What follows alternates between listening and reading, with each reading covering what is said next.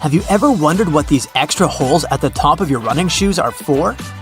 They're designed so that you can tie the shoes in multiple different ways. That's useful when you want to compensate for things such as a bad stride or even a damaged toe. Plus, you can change the look of your shoes the way you prefer.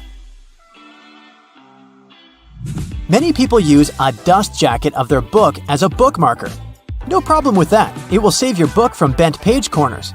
But the primary purpose of a dust cover is to keep the book safe from distortions. For instance, if you spill juice or drop some of the food on your book while reading it. The Tic Tac dispenser has this little groove on its top, so you can dispense only one Tic Tac at a time. Even though, let's be honest here, nobody does that. Most of us just spill a whole bunch at once, and then we wiggle all those extra Tic Tacs back in. Those rubber bumps you see between the tire treads are there for your safety. The raised edges tell you what the minimum height of your tread is. If the bump and the edges are even, it's time for you to visit the tire shop as soon as possible. But if the bumps are well beneath the level of the edges, you're good to go. What about that black grating on the microwave window? It's something called a Faraday shield. And it's there to prevent microwaves from getting away and turning the entire room into a Faraday cage. If the microwaves escape, your meal won't cook properly either. So yep, the cage is not there to make it difficult for you to see your meal while it's cooking. It's keeping the electromagnetic energy inside. How about a wrench-compatible screwdriver?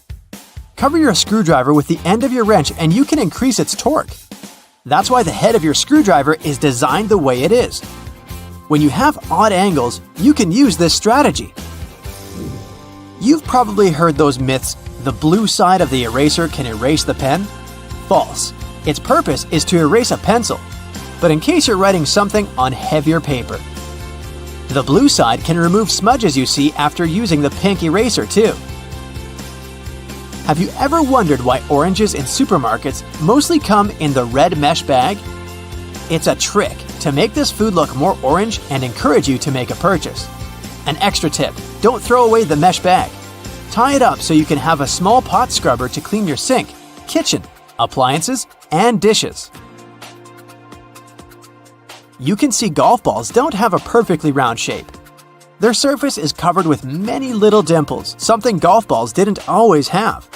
At one point, experienced golfers started noticing how, through time, older balls with imperfections, such as nicks and bumps, could travel further. Such things create turbulence in the air around the golf ball, which eventually reduces drag.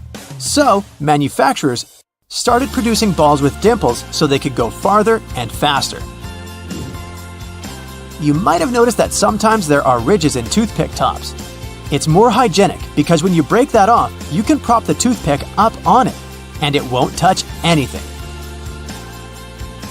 Another safety feature you'll find, this time in your car, is a tab on your rearview mirror.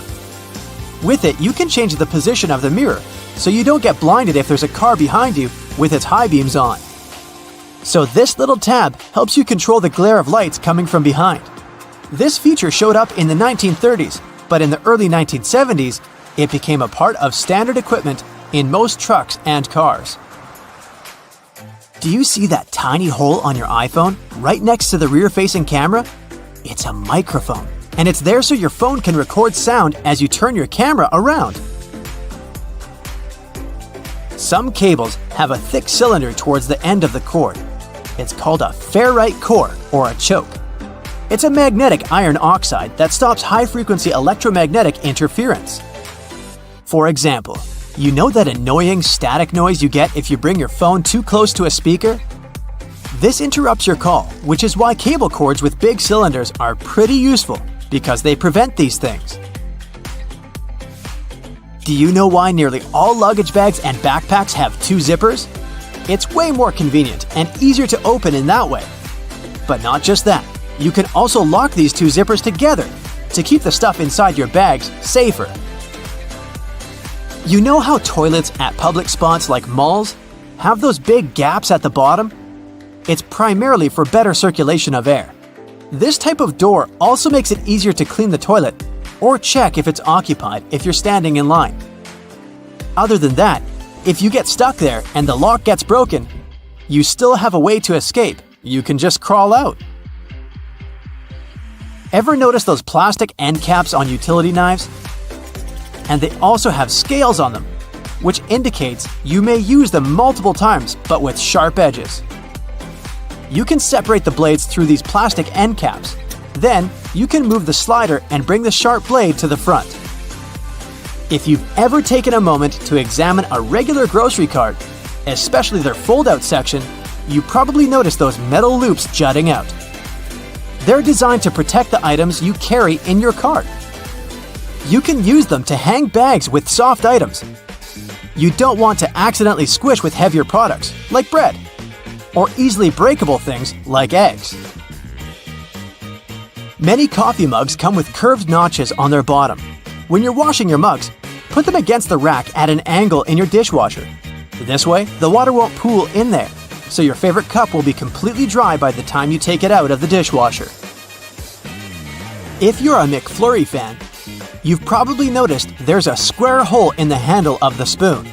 It's there so you can attach it to the special machine that mixes the ice cream and your favorite toppings together. The machine has a bar that slips into this square-shaped spoon and then thoroughly stirs it. And you get the spoon so they can minimize the mess during the process. Quite neat, wouldn't you say? A regular milk jug has a dent on one side. Some might see it as a random design decision, but a dent has several purposes. One of them is to get bigger if there's a gas buildup. This happens when your milk is spoiled. So you don't even have to try to check this out. Also, the dent is there so the jug doesn't burst if you accidentally drop it. The dent allows the expansion space that deals with the sudden pressure that happens when you drop the jug. Dental floss. Sure, it's important for your dental health, and it's easy to assume what you do with it. But dental floss is great in the kitchen as well, because it's a very precise cake slicer, way better than a regular knife. Most kitchen shears have a serrated opening right there at the center where the blades and handles meet. It's something you can use to trim difficult herbs such as rosemary, thyme, or chives. Because of this opening, you don't need to pick the leaves off by hand, but de-stem them in one motion. The majority of gelatin containers or single-serving yogurts come with a tinfoil lid, and in most cases, you can use this covering as a disposable spoon. Just peel away the covering, and after a couple of simple folds, you'll have a perfect little spoon for your midday snack. Road and construction workers are usually dressed in orange because the bright orange hue is visible even in bad weather. It's the most effective color to attract attention and alert people. No wonder lots of safety jackets and traffic cones are orange as well. The stop sign has an 8-sided shape to help drivers recognize it easily, even if they see it from the back. And when the signs weren't reflective yet, the octagon shape prevented drivers from confusing the stop sign with any other at night. The rumble strips on the side of the road are placed there to alert drivers who doze off behind the wheel. When their tires move over these strips, the noise and vibration work like an alarm clock. There are magnetic locks on fuel hoses at gas stations. They come in handy if someone drives away with the gas nozzle still attached to their car. In this case, the lock detaches the hose automatically. Oh, that's embarrassing. Gasoline looks like a rainbow in a puddle because it can't mix with water. It forms a thin membrane over it. When light reflects from it, and the water at the same time, you've got a rainbow. A triple handle on a jerry can is there to make it easier for 2 people to carry it and distribute fuel evenly.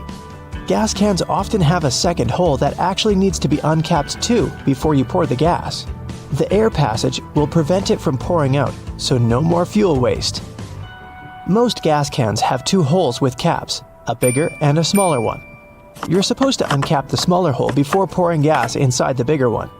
It'll prevent the liquid from glugging and spilling all over your clothes and the ground.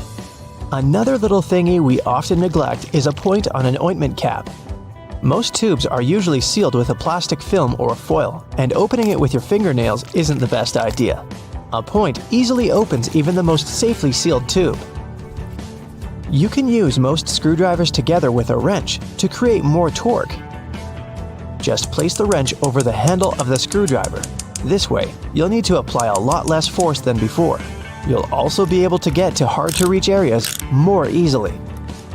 They install cameras in shops, banks, and hospitals to monitor everything. If something happens, you can call the police or rescuers. The camera really helps to solve a lot of problems. Why are there no cameras on planes? The crew keep order on the plane, but they won't be able to do anything if something serious happens. Besides, there's nowhere to run on the plane.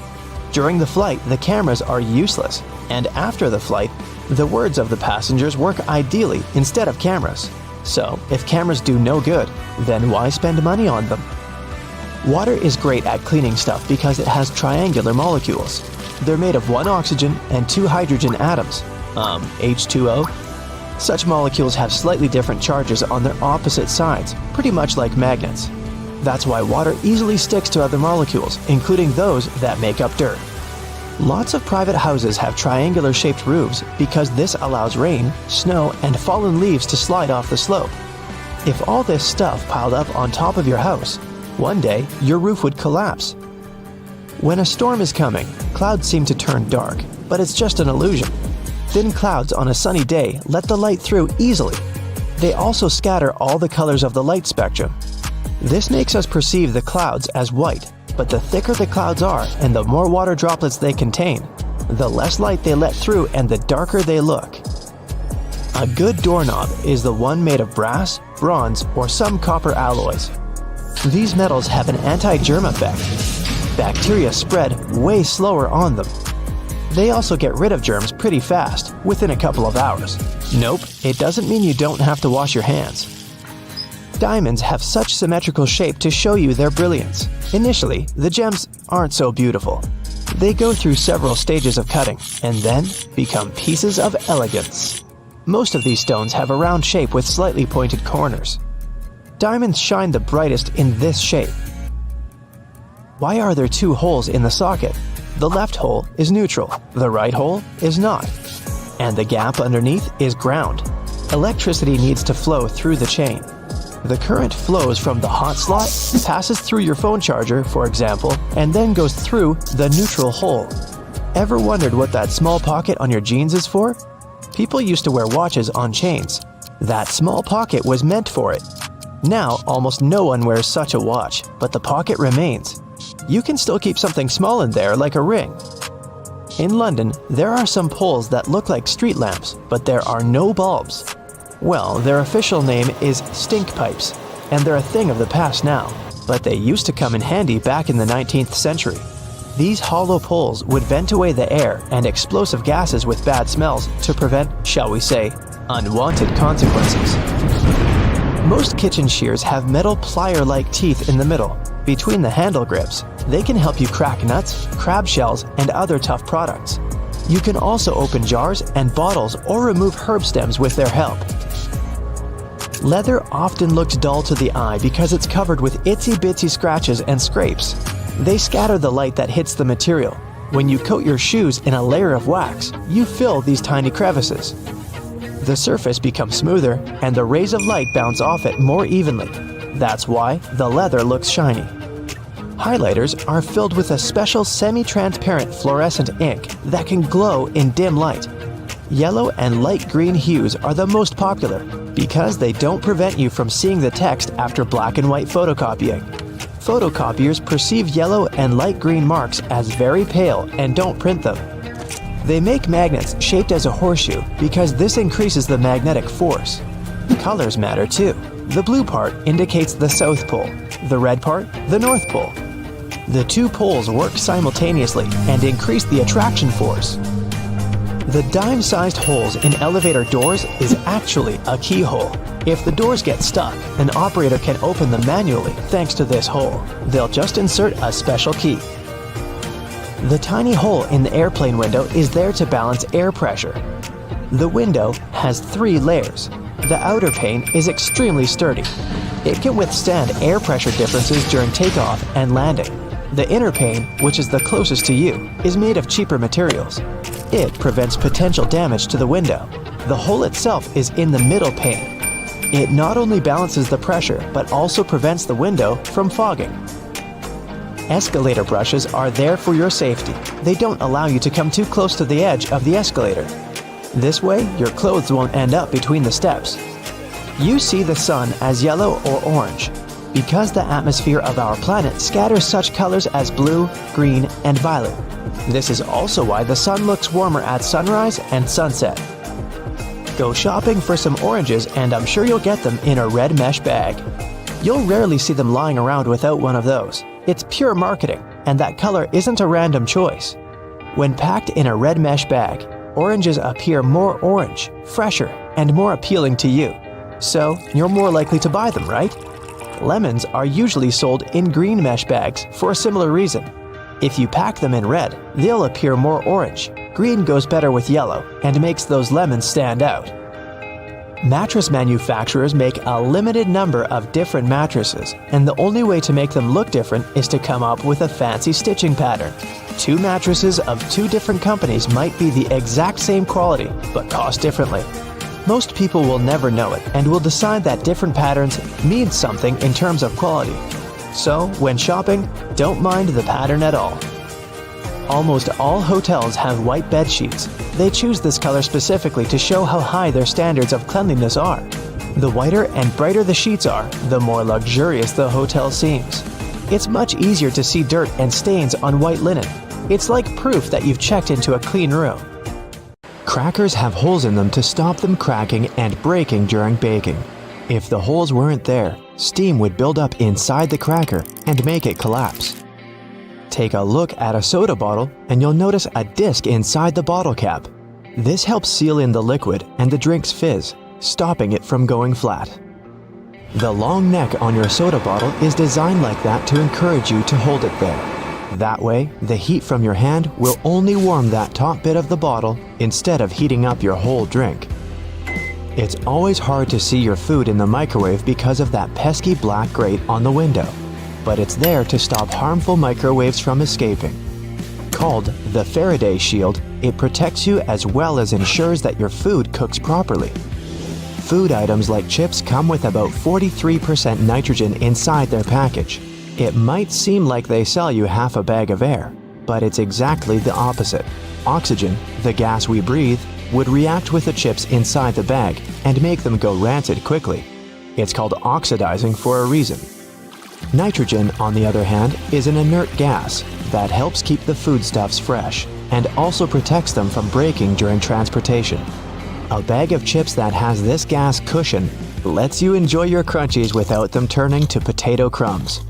Donuts have holes in them so that the inside and outside cook evenly. Before the holes were added, the inside would often be greasy and doughy while the outside was crisp. Margins on paper aren't for writing in dates and numbering lists. They were originally added to serve a protective function. Back in the day, rats used to be a pesky problem in people's homes, and paper was one of their favorite snacks. Margins were added as a safeguard so that the rats would nibble on blank paper, rather than taking a bite out of your important work. That hole in your hollow lollipop stick isn't to prevent choking should it ever be swallowed. It's actually there to keep the candy in place. Excess candy flows into the hollow tube, and the hole, which when it hardens, keeps the pop in place. If it was a smooth stick, the candy would slide off easily. Vacuums come with so many attachments, but do any of us really know what that one with long bristles is for? It's for dusting and is perfect for cleaning framed art, blinds, and lampshades. What's the difference between a wooden hanger and a plastic one? Aside from helping keep your clothes in shape, cedar wood hangers also repel moths and bugs. Salt isn't just used for cooking. It can get rid of tough smells. Rubbing salt on your fingertips after chopping garlic should remove the smell. It also works on shoes. Toasters have a secret slide in the bottom that can be removed, so you can clean out all those annoying breadcrumbs. If you ever had problems with popping chocolates from the box, look at those little holes around them. They're there to help you. If you push a hole right next to the candy, it'll jump out easily. When you take a sip from a coffee cup with a lid, it decreases air pressure inside the cup, so air tries to get in. The tiny hole on the lid allows air to enter that way, so liquid can smoothly pour out the main hole. More on beverage lids. The small button on them let restaurant workers, and customers too, understand what's in a cup. Near each button, there's a name. Just look at which one is pushed down. The numbers on the fruit stickers tell you how exactly they were grown. If there are 4 digits and the first is 4 or 3, the fruit has been sprayed with pesticides. If there are 5 digits and the first is 9, the fruit has been grown organically. If there are 5 digits and the first is 8, the fruit has been genetically modified. When you're on your way back to the car after bagging up everything you bought, use loops on a shopping cart to hang the bags. Now, softer items like bread, eggs, fruit, and veggies won't get squashed by the heavier goods. If you don't have anyone to hold the other end of your tape measure when you try to measure something, tap a nail on it. Now, simply hook your tape on it using the tiny hole all tape measures have. The square-shaped spoon that goes with a McFlurry helps to mix the ice cream toppings through the dessert. The spoon hooks directly to a machine and spins around. Padlocks that are used outside quickly get out of order because of rain. See this little hole in the bottom? It's made for pouring engine oil inside. Do this and the key will again turn in the lock without any difficulty. You keep banging the bottom of a glass ketchup jar, but nothing's coming out. Here's a little tip. Turn your ketchup bottle at an angle and tap on the middle of the neck. In many fast food restaurants, customers fill tiny folded paper cups to get a portion of ketchup or mustard. Here's the news. The cups are supposed to unfold and turn into small paper platters to hold a great deal more sauce. That little hole on the handle of a pot or a frying pan isn't just for hanging them on the wall. During cooking, put the end of your utensil in the hole, and it'll be propped over the pot to save your kitchen from extra mess. The blue or any other dark color bristles on your toothbrush are meant to remind you when it's time to get a new one. If you see that bristles have become pale, change the toothbrush or its head. An extra hole at the upper part of the sink has multiple hidden functions. First, in case someone forgets to close the tap, the water won't overflow and the bathroom won't get flooded. Second, thanks to that hole, the water drains faster as it gives an escape for the air, helping the water flow down. Most metallic zippers have a hidden lock inside them to save you from awkward situations, such as an undone fly. Don't leave the zipper handle in an upward position. When you pull it downwards, it automatically locks. It's all thanks to those tiny grooves hidden underneath the handle. Spoiled milk emits gases, like most foods when they go off. A classic plastic milk jug has a concave shape on one side, so when the gases expand inside the jug, it expands too, and the concave shape curves out. Also, if you want to save some milk for later and freeze it, the jug will expand when the milk gets solid as well, occupying more space in a jug. Bath foam isn't only for fun or a nice smell. It also helps regulate the temperature. The bubbles keep the water hot, so you can enjoy a bath a bit longer. Anyway, it works for acrylic bathtubs only. Those made of metal lose heat really fast either way. Many cups and mugs have little grooves on the bottom on purpose. They're designed for washing machines. The grooves let the water flow and not spill over your feet when you take the cup out. Also, those grooves let the air flow so the cup doesn't crack even if the tea is scalding. A point on an ointment cap is there for a reason too.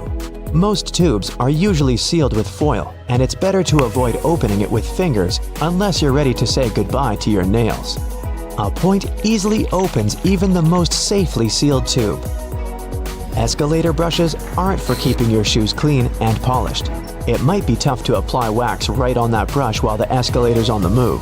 It's for your safety. Brushes won't let you come close to the edge, so a long coat or bootcut jeans won't end up in between the steps. All Tic Tac containers are designed to dispense one Tic Tac every time you open it. The lid has the same shape as the candy.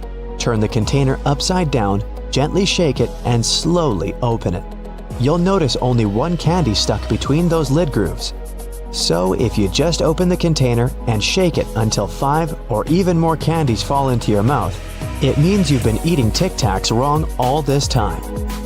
The pom-pom on top of your beanie wasn't put there as a fashion accessory. The pom-pom was originally added to the hat to prevent sailors from banging their heads on the ceilings of the ships that were too low. You know, there are all sorts of amazing things you can do with products already lying around the house that were meant for other things. We'll explore some of those, plus everyday items that have other purposes you may not be aware of. I'm also in a silly mood, so hey, let's have some fun. Many pairs of kitchen scissors today have a serrated opening where the handles and blades meet. You can use this as an herb stripper to de-stem difficult herbs like thyme, rosemary, and chives. Saves you a lot of time trying to pick the leaves off by hand. And if you're short of a vase, you could present roses to your significant other this way. Just be careful when you're pointing the sharp end. The metal tab on soda cans can be flipped around. You can slip a straw in place so you don't have to hold it up to your mouth. This stay-on tab replaced the pull ring tab created in the early 60s. You remember those, don't you? Those could be quite sharp and easily discarded where they could be a menace for others. Now, you can pop your straw straight into one. Also means you can produce some bubbles and make a mess. Sometimes when you purchase an article of clothing, you receive a plastic baggie with an extra button and a swash of fabric. While the fabric is clearly used to patch holes, it can also be used to test the effects of various cleaners on certain surfaces. It's handy too to test wash cycles before using them to wash the whole garment. And if you want to clean your nose with it, that suggestion never came from me. You can use a screwdriver for leverage if you're having trouble lifting or moving something. Some also have a hexagonal shape handle that fits inside a wrench or spanner. You can use it to improve torque and, again, for leverage. A little easier on your hands. Some of us aren't that strong, or maybe that's just me. Rubber bands are great for many things, but if you have a bottle that's hard to open, you can wrap the band around it for a better grip. Escalators have those fluffy black brushes for a similar reason that some have yellow lines on their steps. To try and deter people from getting too close to dangerous places. People don't always take notice, and sometimes clothing can drape close to a point where the step meets the edge or skirt. The brush is a little barrier to help prevent this from happening. They can also catch bits of fluff and prevent other small things from falling down into the gaps. Your average pair of jeans has several features that are both functional and somewhat sentimental. The metal rivets around the pockets help secure the stress points. This ensures they last a bit longer than average, though not all jeans have them. Many still have a tiny pocket directly above the main pocket. This was originally meant to hold a pocket watch. Even though pocket watches are mostly a thing of the past, many people still use this space to store coins, rings, or even a portable USB. Now, this may seem a little obvious, but if you've ever wondered what all the notches are in a car tire, it's for traction on the road. However, there are also a good indicator if your tire is getting too worn down. If those notches aren't so deep anymore and are almost flush with the road, it's time to replace them. If you don't, the next time you try to stop suddenly at a stop sign, you might be surprised to find your car has turned into a giant roller skate. Those takeaway containers most associated with Chinese restaurants are designed to not only carry your food home, but to store them in the fridge. They double as a plate, as you can eat straight out of them and don't have to worry about dirty dishes. Yay! They were actually patented way back in 1894 to transport freshly shucked oysters and were known as oyster pails. They were later adapted to use as leak-proof containers for food. While you're sitting on an airplane and looking out the window, You may have noticed those little holes, or in some instances, a small singular opening near the bottom. This is called a breather hole, and no, it's not for you. It's designed to equalize the difference in air pressure which builds up between the pressurized cabin and the atmosphere outside, especially during high altitudes.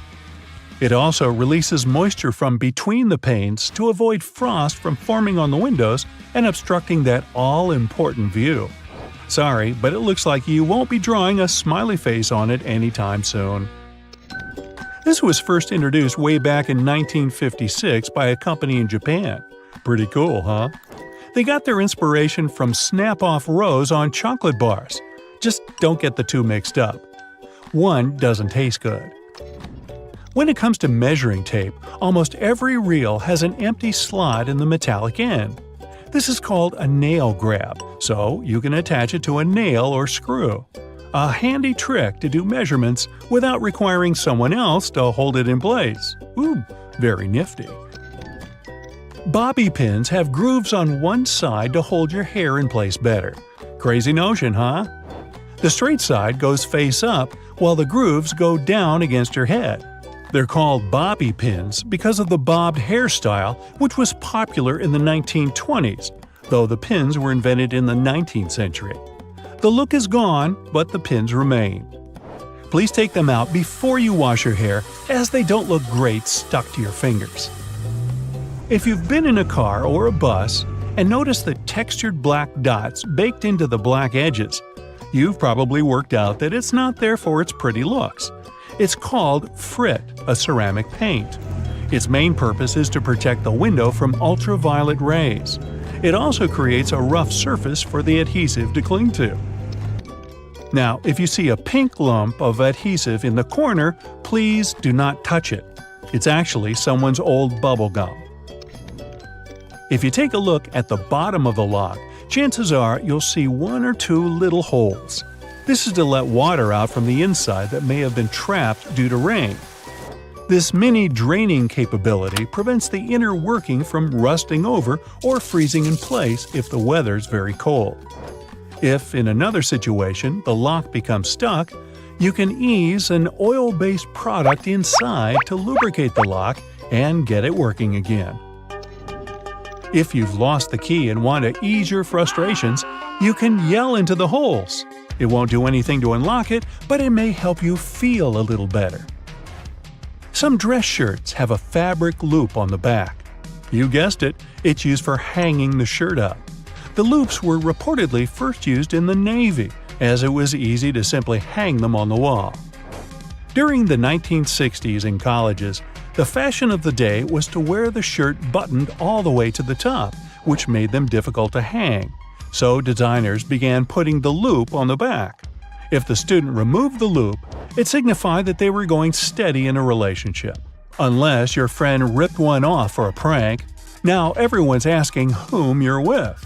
There's a little more to this story, but we haven't got time to hang around.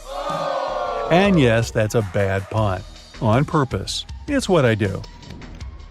Ever wondered why coins have those little ridges along the edge? It's a leftover from earlier times when they were worth more.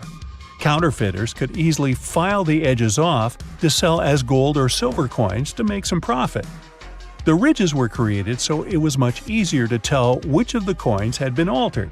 It's not needed today, but the coins still have that altered style. If you ever get really bored, you could try counting how many ridges there are. Actually, that is a very boring idea. Forget that and watch another Brightside video instead. Have you ever stopped to think about the thrilling secrets of day-to-day modern life on planet Earth? I'm talking about tiny windows in washing machines and little holes in airplane windows. If you haven't got a clue of what I'm talking about, tag along and allow yourself to be as surprised as I was when I found out. Remember the drawer at the bottom of your oven? Maybe you've been ignoring it all along or using it to store pots and pans.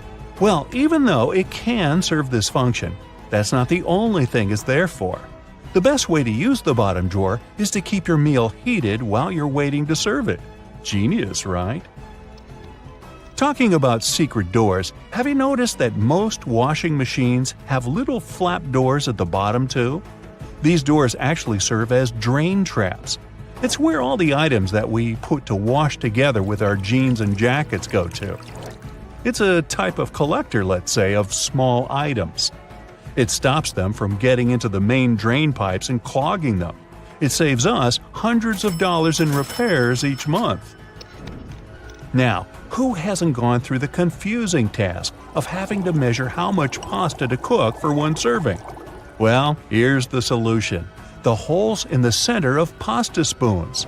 They were actually made for measuring the exact amount of dry pasta you need for one serving. If you try stuffing wet cooked pasta through it, well, good luck with that. On a similar topic, have you ever wondered why pen caps have holes in them? Maybe you thought it was a design feature to regulate air pressure. But in reality, these holes have a much simpler and more important function: to reduce the risk of choking. Now, lots of people love to bite on their caps, and this tiny hole prevents them from choking in case they accidentally swallow a cap and it gets stuck in their throat. For kitchen lovers, there's a hidden secret right in front of your eyes that can change your life. Think pans. Now think handles. Right, they have holes in them. As it turns out, these holes were designed to hold the spoon you're using for cooking. And instead of dripping sauce all over the stove or your kitchen floor, you can place the spoon in the hole and let it drip the sauce directly back into the pan. Woohoo!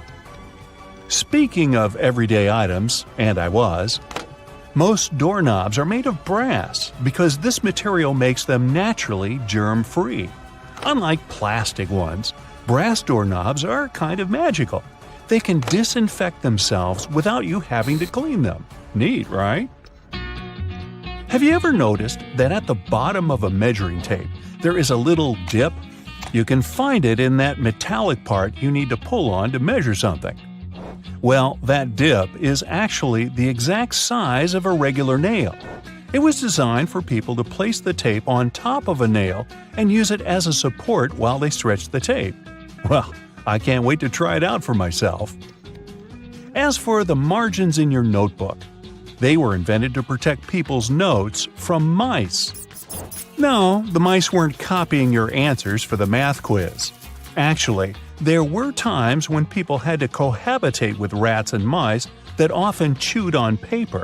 So, to prevent information from getting completely lost, people created margins. This way, texts were moved closer to the middle of pages and remained unharmed by rodents. Perhaps this is where to digest information came from. And what about those tiny holes at the bottom of airplane windows? They have an extremely important function of regulating the air pressure inside the cabin. In other words, they help planes fly high up in the sky. Big responsibility, right? By the way, tray tables on an airplane are the germiest places inside the entire cabin. Studies showed that the trays had 8 times the amount of germs on the toilet flush button. Now, how about we cut a commercial airplane in half and see what's inside? Well, it would look more or less like this: rows of seats on top and everything else that needs to be stored at the bottom. I'm talking about passengers' luggage, emergency supplies, parts of the wing system, and so on. Moving on to bowling balls. Yes, I know it's a clumsy transition. Anyway, have you ever wondered what the insides of a bowling ball look like? If you have cut a professional ball in two, you'll see a familiar shape. Look closely. Do you see it? Doesn't that look like the logo of Brightside? Anyway, professional bowling balls are different from the ones in your local bowling alley. That's because they're designed to make fancy moves. They actually have some really complex engineering inside. They're shaped to help skilled professionals get more strikes. The weight of professional bowling balls is designed to be projected inward as they travel down the bowling lane. This makes it harder for them to get into the gutters on the sides of the lane. Speaking of balls, let's take a look inside a baseball. To make it light and aerodynamic, Producers use several different layers. Starting from the core, we have a cork center enveloped by black rubber. Then there's a layer of red rubber, followed by 2 or 3 alternating layers of wool yarn. After that, there's a visible white leather cover and that beautiful red seam on the side, stitching it all together. And what if you had X-ray vision and managed to look inside a human bone? Ooh, spooky! I'd say what calls most attention is this spiderweb-like situation at the center of the bone. In reality, it's a highly condensed and complex structure of nerves that you have inside your bones. Aren't you lucky? Now, I've got a riddle for you. What is round, can be found near the ocean, and looks like an aerial view of the Guggenheim Museum in New York City, the one that's made almost entirely of ramps? If you said a nautilus shell, hey, then you guessed right. A nautilus is a shellfish whose house you can find in countless souvenir stores near the beach.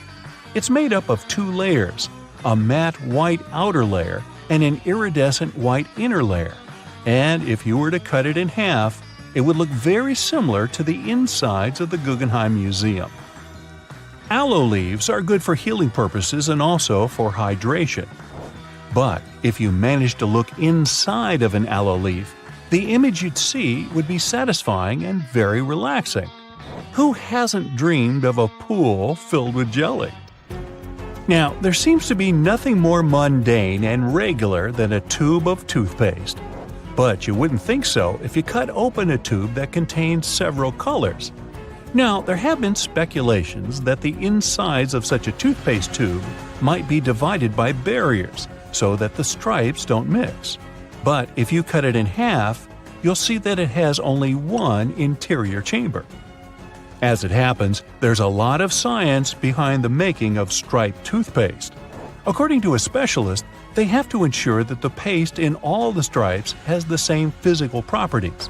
This way, the colors are naturally prevented from mixing with one another. That's why, if you tear a tube open, you'll see something that looks like several slices of pizza in different colors.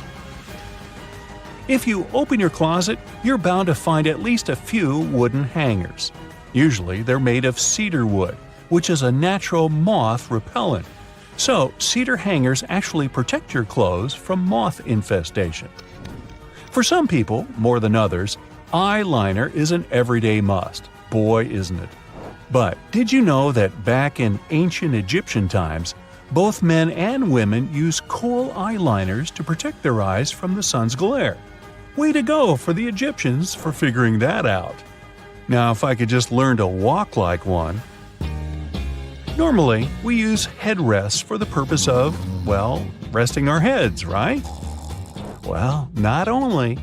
As it turns out, headrests can be easily removed from the seats and used to break car windows in case of emergencies. Now, this one is a trick very few people know about. You probably place your doormat horizontally, like most of us do. But doormats serve the purpose of absorbing dirt from the soles of your shoes before you enter your home. So, for this function to work as it's meant to, the best way to place a doormat is vertically. This way, you take more steps on the top of the doormat before entering your house. And last but not least, now I don't want to be accusatory here, but you have probably been vacuuming your house the wrong way, and I can prove it. Most people just vacuum floors and carpets in one direction or move the brush back and forth several times, thinking they've got all the dust out. But according to cleaning professionals, the best way to vacuum is in rows. First, you go forward with the brush until you arrive at the end of the row. Then, you fluff the carpet up and move back down along the same row, gathering the dust that wasn't collected in the first sweep. Talk about efficient cleaning. On the other hand, my idea of house cleaning is to sweep the room with a glance. Hey, I don't want to disturb that protective layer of dust. Next time you follow a recipe where you need to separate egg yolks from whites, try this. Peel a clove of garlic and rub your fingers with it. Carefully break an egg into a bowl. With your garlicky fingers, pick up the yolk. And voila, you can now marvel at how perfectly it separates from the egg white. If it's egg peeling time, there are 2 easy ways to do it. When cooking eggs, add a teaspoon of baking soda to the boiling water. This will make peeling eggs much easier. You can also place them under cold running water as soon as they're ready. The eggshells will come off much easier, and you won't burn your hands while peeling the eggs. The sides of roads have sleeper lines for a very important reason. Their main function is to alert those drivers who doze off behind the wheel. When a car starts steering off the road, the tires go over the lines, and the sound wakes the driver up. Those price tags and labels that come glued to your Tupperware are easier to remove than you might think. No need to waste hot water and soap trying to remove them. Take a hairdryer instead. Blow some hot air directly onto the tag for a minute or so. There you go, the label comes off at once. White household appliances might get yellow with time. To make them white again, use this simple trick. Apply bleaching cream to the surface of an item. Wrap it in plastic and let it stay this way overnight. The next morning, check it out. It'll be as white as when you first bought it. When you buy a pack of cans, opening it might turn into a problem. You probably tear a hole in the plastic and try to squeeze a can out of there. But the bottom of cans was actually designed to make this part much easier. Grab a can and rub it over the top of another can from the pack. A circle the exact same size of the can will be cut out. This way, you can easily remove the new can from the pack without destroying the entire thing. Now to the art of lime squeezing. When you pick limes at the grocery store, you never know how juicy they are, and often, when you bring them home and squeeze them, almost no juice comes out. Try heating these citruses in a microwave for 30 seconds before cutting them open. You'll see that the juice will come out much easier. But be careful, they're going to be hot, and you don't want to burn your hands. If you're hanging out with your friends and feel like listening to some music but don't have a loudspeaker, there's no need to worry. Place your phone in a cup or bowl. The sound will get louder instantly. If you don't have a hanger at hand but still need to hang your shirt, this trick is for you. Most dress shirts have a tiny loop on the back between the shoulders, and you can use it to hang your shirt. How about the worst case scenario? Your phone is running out of battery and you're running late. Try this simple trick. Switch on airplane mode. Your phone will charge to 100% in no time.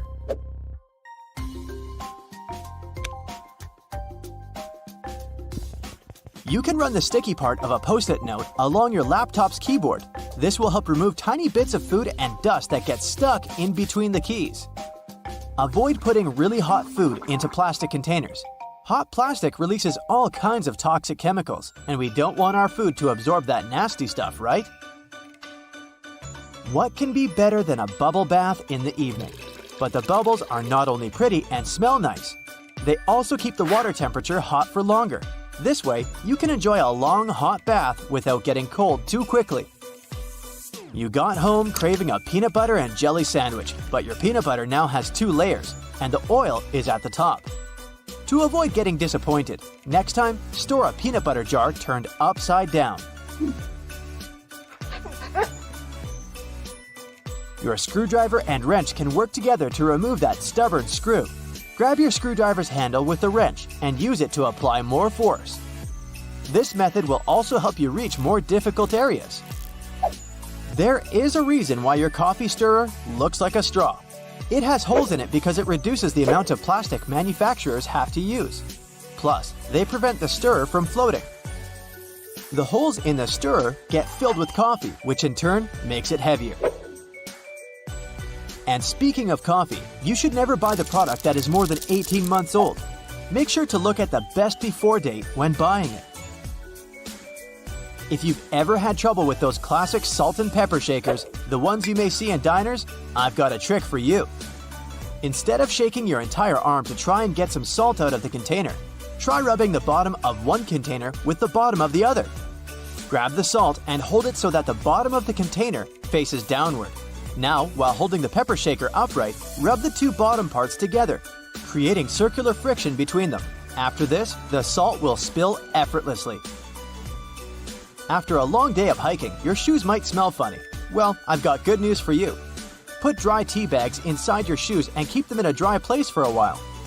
The tea bags will absorb bad smells and make your shoes dry. If you've torn your flip-flop while taking a walk, there's a way to save the day, but only if you have a bread clip with you. First, push the strap back into its hole. Then attach the bread clip to the bottom of the flip-flop strap. Here you go! Your body needs a daily amount of vitamin C to boost your immune system, but oranges are a tricky fruit to peel. To avoid getting sprayed all over your face, start by cutting off both the top and the bottom parts of the orange. Then, cut the peel vertically. Hook your fingers under the opposite sides of the cut and open your orange. If it's difficult for you to figure out how much detergent you need to wash your clothes, here's a tip for you. Usually, detergent caps have markings that indicate the exact amount of liquid you should use per wash. It helps your detergent last longer. Permanent markers are not as permanent as you might believe they are. I can prove it. Let's say you used a permanent marker, thinking it was a regular one, to draw something on a whiteboard. Good news for you, you don't need to throw the board away yet. There's a way to save it. Get a regular marker and use it to draw over the lines left by the permanent one. Let it sit for a while so that both markers blend in together. The thing is, the ink of the regular marker contains a solvent that dissolves the pigment the permanent marker contains. Now take a paper towel and rub the whiteboard clean. The marker will come off easily. If you need to peel peaches, use the technique called blanching. First, heat up some water. Wait until it starts boiling. Soak the peaches in the water for about 20 seconds. Then put the fruit into a bowl with cold water and leave them for about 5 minutes. There you have it. The peel will come off nicely and easily. That plastic lid covering your drink can be used as a coaster. Take the lid off and put it on the table. The bottom of your cup will fit perfectly into the lid's inner ring. No more stained tables from now on. Bristles on escalators are there for safety reasons. They remain stationary while the escalator is moving, preventing people from standing too close to the sides. This helps to avoid accidents like getting your shoelaces stuck. If you pay close attention to elevator doors, you'll notice they have a small hole in them. This is a keyhole, and only authorized personnel have the key to it. They use it in emergency situations or during a regular maintenance routine. Here's how you can protect your bank card from potential fraudsters. Use a marker and cover the last 4 digits. You can also use a sticker that's easy to remove and place it over the security code. Have you had a house guest that didn't use a coaster? Get a hairdryer and hold it a couple of inches away from the stain. Blow it on medium heat for a couple of minutes to evaporate the watermark. If a faded ring remains, mix equal amounts of vinegar and olive oil in a bowl. Wipe it onto the marked area and rub it in until the stain disappears. Then wipe it off. Don't waste time scrubbing the burnt stains off the bottom of a pan. Instead, fill it with water and add 3 tablespoons of salt. Let it sit overnight as the salt dissolves the burnt marks, and in the morning, pour the water out of the pan. This way, it will be much easier to scrub all that grease off. Picture this. You're on vacation and your shirt has become all crinkled inside the luggage. You need it tonight, but the hotel doesn't have an iron. Don't panic. Hang the shirt up in the bathroom, and while you relax in a hot shower, the heat and moisture will unwrinkle your shirt. It won't be perfect, but it will get much better without any effort. The football is on, and it turns out you've run out of standard batteries. You can use a smaller battery instead that easily fits inside. Now take some aluminum foil and crunch it up. Fit it into the gap on the negative or flat end of the battery. All done! You can turn on the TV now. Once your flip-flops crack and the plug easily slips out of the hole, it's normally a sign that you need a new pair. But there's a way to extend their mileage. Push the plug back through the hole, then take a bread clip and attach it to the end. The clip will provide enough support for the plug to remain in place. You've received a package and the receipt is taped on. You've managed to detach it from the box. But how to separate the tape without ripping the paper? Hold both ends of the tape apart, and by pulling it slowly, the tape stretches and separates itself from the paper without tearing it apart. Ziploc bags are perfect to keep things dry, but it would be great if they were larger. Take 2 and turn one of them inside out. They can now connect and work as one large bag, big enough to protect a keyboard. There's no need to carry your keys in your hand when you go for a jog. Instead, put them inside your pocket, take a rubber band, then tie it around the pocket from the inside. This stops the keys from falling out. You've broken your key in the door. It's stuck. Great. Arranging for a locksmith could cost up to $100, but for a cheaper and quicker option, try using a hot glue stick. Heat the end with a lighter, and once it's warm enough to melt, push the glue into the keyhole. The melted glue will enter the available space, covering part of the key. Once it cools, it compresses and gains a strong hold of the key's end. Now, just pull it out. If you need to siphon liquid through a hose and want to avoid using your mouth, put one end in the liquid and hold the other upwards with your thumb closing the top. Now shake up and down. This jiggle motion pushes liquid upwards, a little each time. And once it reaches the top, lower the exit point and let gravity do the rest. You've left your keys locked inside the car. It's an older model with a roll-down window. You could get the coat hanger and begin the long process of finding the lock, or use duct tape. Make about 20 2-foot-long strands. Stick them onto the window, allowing enough room for the tape to grab onto at the bottom. Then with a friend, take the ends of the tape, holding them together, and pull downwards. The force will allow the window to lower enough that you can unlock the door. While drilling long screws into hardwood, your old drill might not have enough power, leaving them only halfway in. Before the drill gives up, get a block of wax and scrape the edges of the screws with it. The wax works like a lubricant, melting as it gets warm and providing easy entry for the screw. You're out camping, but you didn't bring anything to light the barbecue. Take a small plastic bag that won't leak, fill it up with water, and close it tight, making a round bubble. Hold it over where you want to catch the light from the sun. The bag of water will work like a magnifying glass, starting up the barbecue, just as long as it's a sunny day. Missing a corkscrew or a cork breaking halfway? By using a stove lighter, heat the top of the bottle. The heat slightly expands the glass, and this forces the cork out the top. You've superglued your fingers again. Take some salt and pour it on top of your stuck fingers. Put your fingers into the water and slowly rub. The mixture will dissolve the glue and release you in no time. While hanging up a painting, it can be impossible to find that stubborn nail. Place a fork upside down and insert it so the nail is in between the middle fork teeth. The fork has provided a long arm that's separated from the wall, making it easier to slip the string of the painting over the nail. Once it's perfectly balanced, simply remove the fork. You need to put a cake into a container, but taking it out again later by lifting it up from the inside might ruin the cake. Put the lid upside down and place the cake on the lid.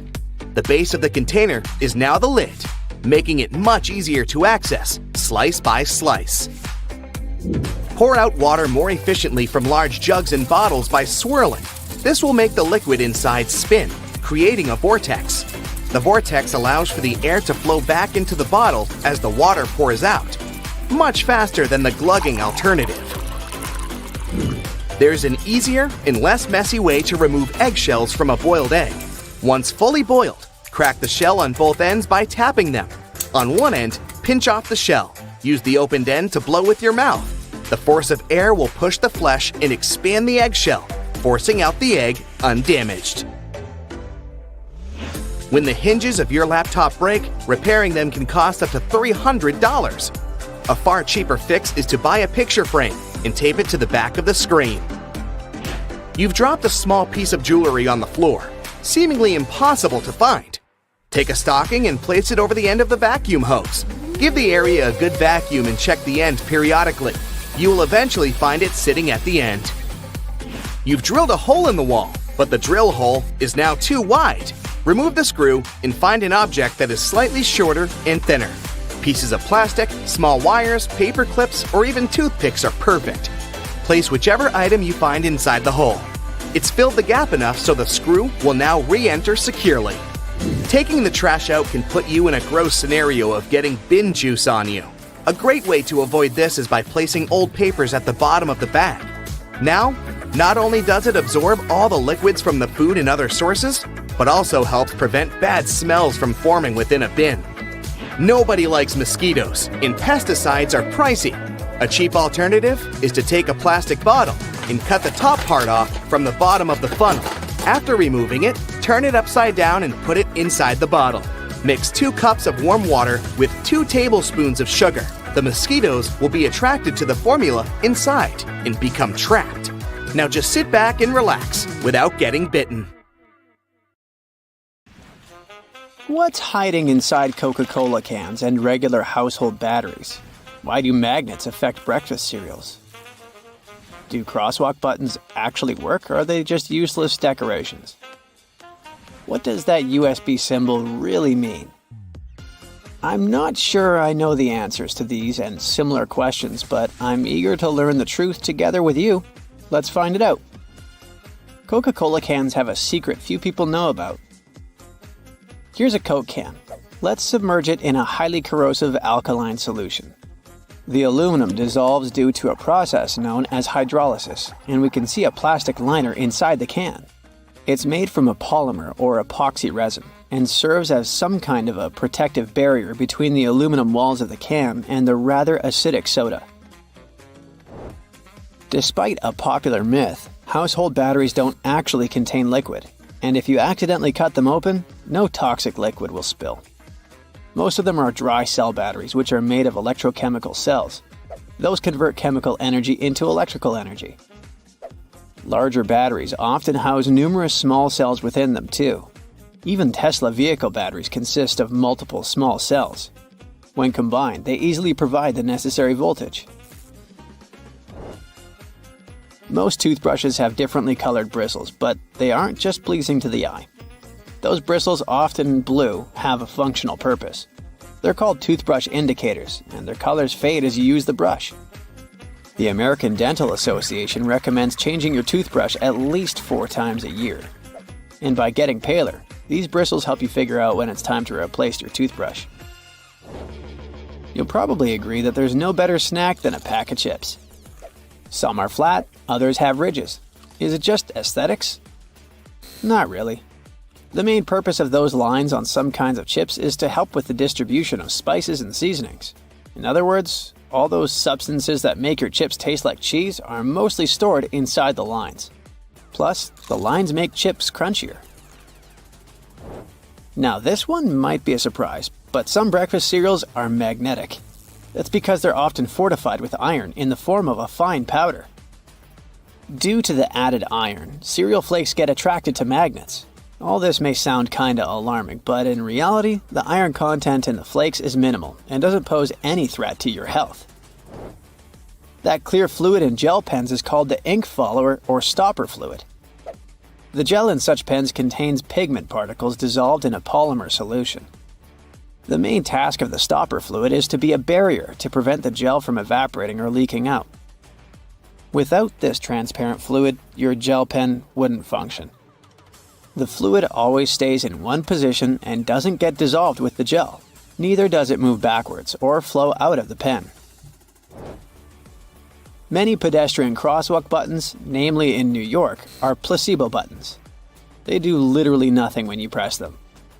Originally, they were functional after being introduced in 1964, but today, most of them don't affect traffic lights, which are programmed based on the real needs of the traffic flow. Why do such buttons even exist then? It's a simple psychological trick, providing you with an illusion of control. You might have noticed that movie theater seats are almost always red. This choice isn't random, it has strategic importance, which is rooted in visual science.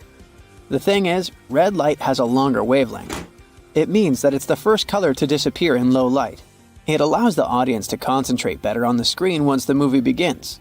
Such a design choice enhances the viewing experience by minimizing distractions. Speed bumps are crucial for pedestrian safety, but at the same time, they can seriously increase car emissions due to the non-stop acceleration and deceleration they cause. To address this issue, some cities like London are testing fake speed bumps. Those are optical illusions painted on the road. They look raised from a driver's perspective, but in reality, they're flat. Authorities hope that this approach will slow down drivers without having a negative impact on the environment. soda bottles are always filled in such a way that there's some space between the liquid and the cap.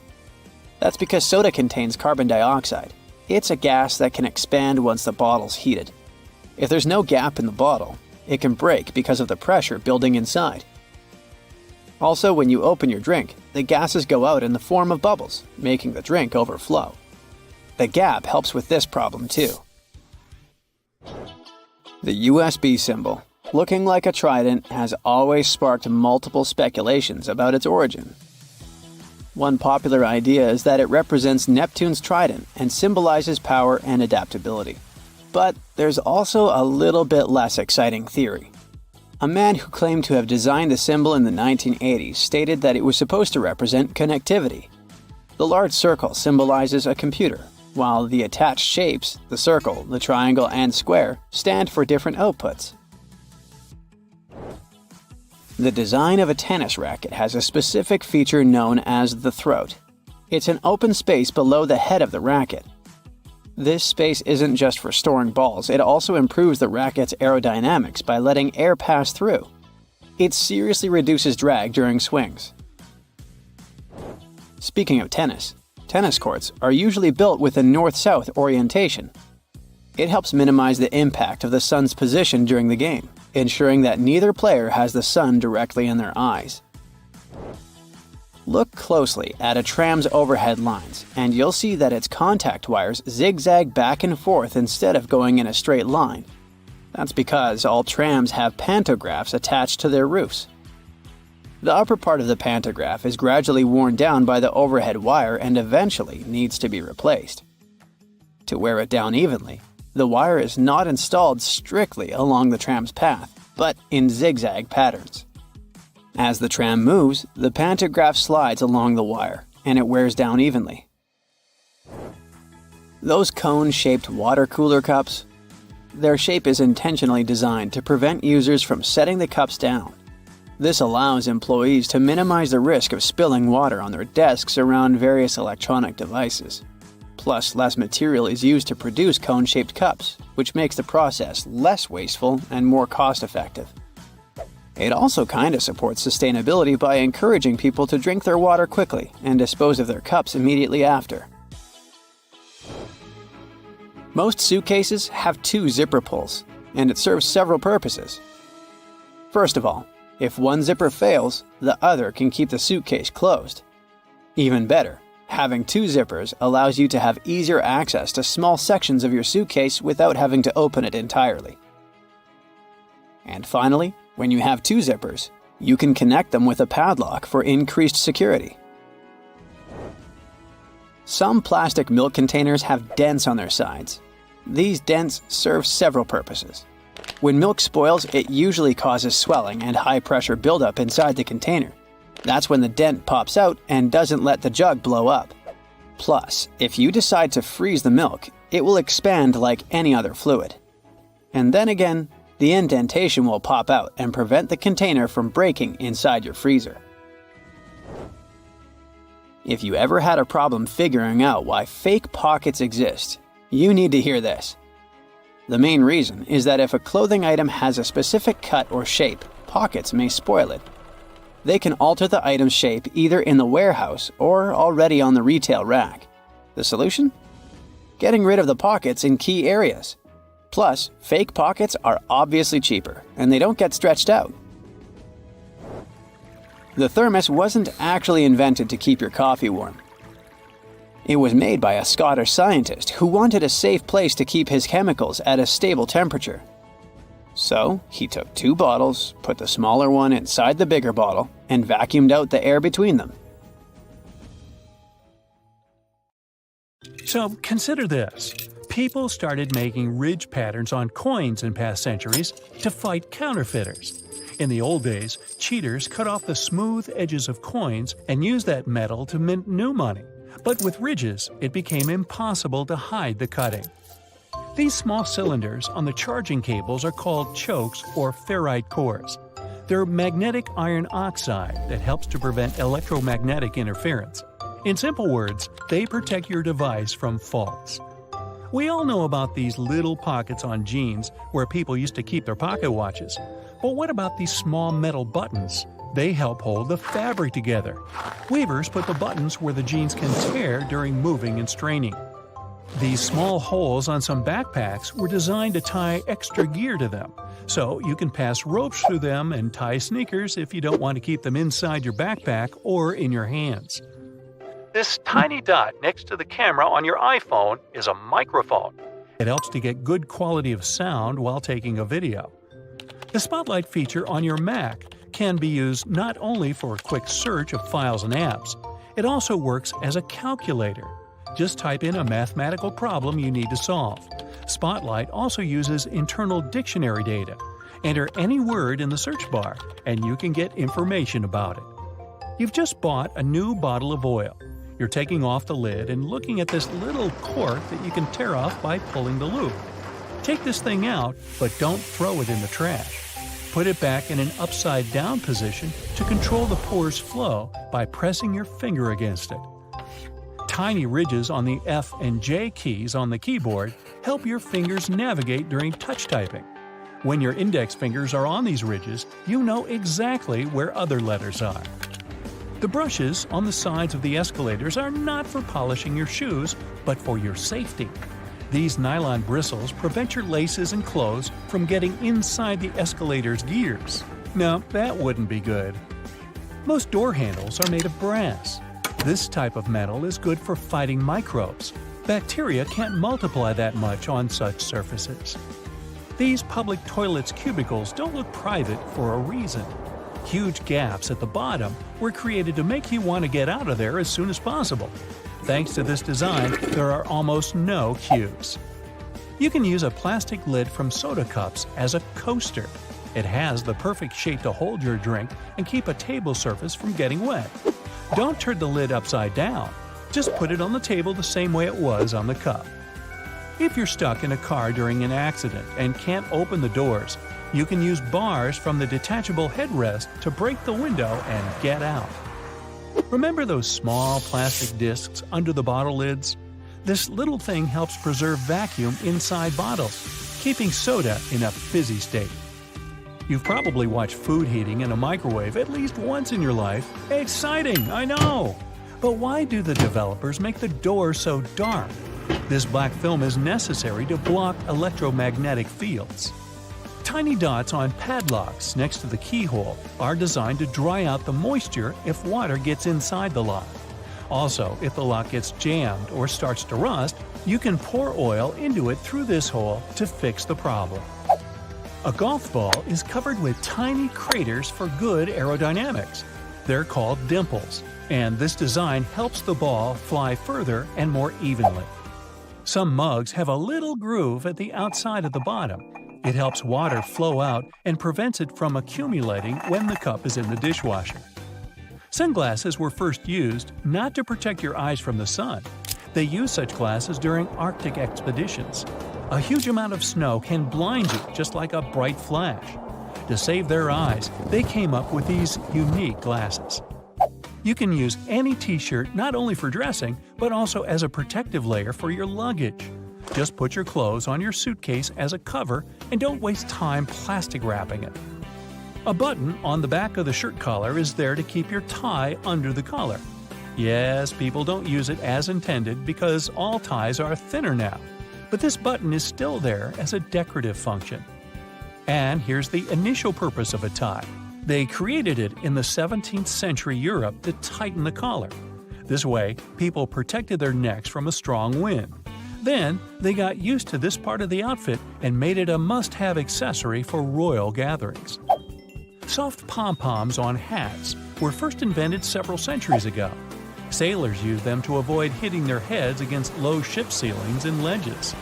They make most clothes hangers from cedar wood, since it contains many natural oils repelling moths that love to eat your clothes. A light bulb is spherical because such a shape allows the light to distribute evenly. Also, such light bulbs are cheaper and easier to produce. Ever found these pieces of fabric in new clothes? They're not just patches, but also testing subjects to use before washing. You can put this piece in the washing machine and see what happens to it. If everything is fine, then you can safely put your clothes in. Your ceiling fan has two modes of work, winter and summer. You need to find the switch on it. Push it up to activate the winter mode and down for the summer one. In summer mode, the fan pushes the air down. It pulls the air up in winter.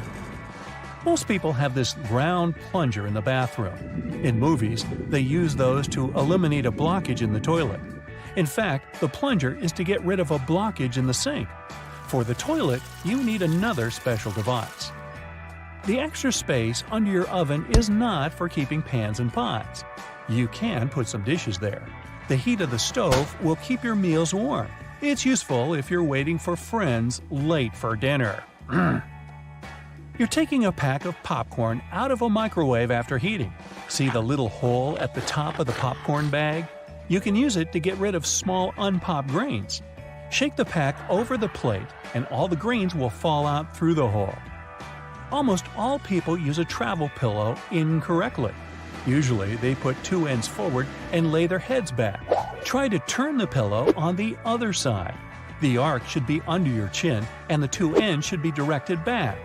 Lay your head forward and your neck will feel way more comfortable in this position, and you'll get a good nap. They create magnets in a horseshoe shape to increase their magnetic power. The blue part indicates the South Pole, the red part the North one. The two poles work simultaneously and increase the attraction. Thanks to the perfect aviation design, most planes can fly a long distance even without an engine. In 1268, Roger Bacon made the first written mention on using telescope lenses for optical purposes.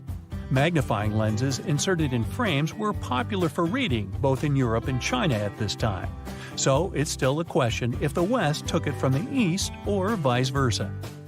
If you find yourself in the middle of the sea without food, you can try fishing.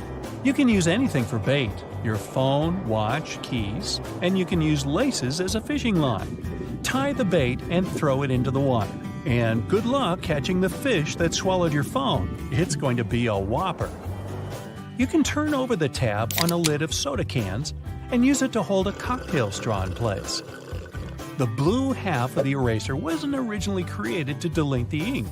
Initially, the blue part erased inscriptions and drawings on thick paper. The red part couldn't do it without leaving streaks, but the blue one handled this task perfectly. Most of us tear sticking notes off incorrectly. Try not to do it from below, but from the side along the licking log. The paper will stick to the wall for longer this way. Ever wondered what these two holes in the lollipop stick are for? All the time, you say. Well, when they put the bar in hot syrup, the liquid flows inside. It creates a solid attachment for the plastic. And so it goes. Crackers have holes in them to stop them cracking and breaking during baking. If the holes weren't there, steam would build up inside the cracker and make it collapse. Take a look at a soda bottle and you'll notice a disc inside the bottle cap. This helps seal in the liquid and the drink's fizz, stopping it from going flat.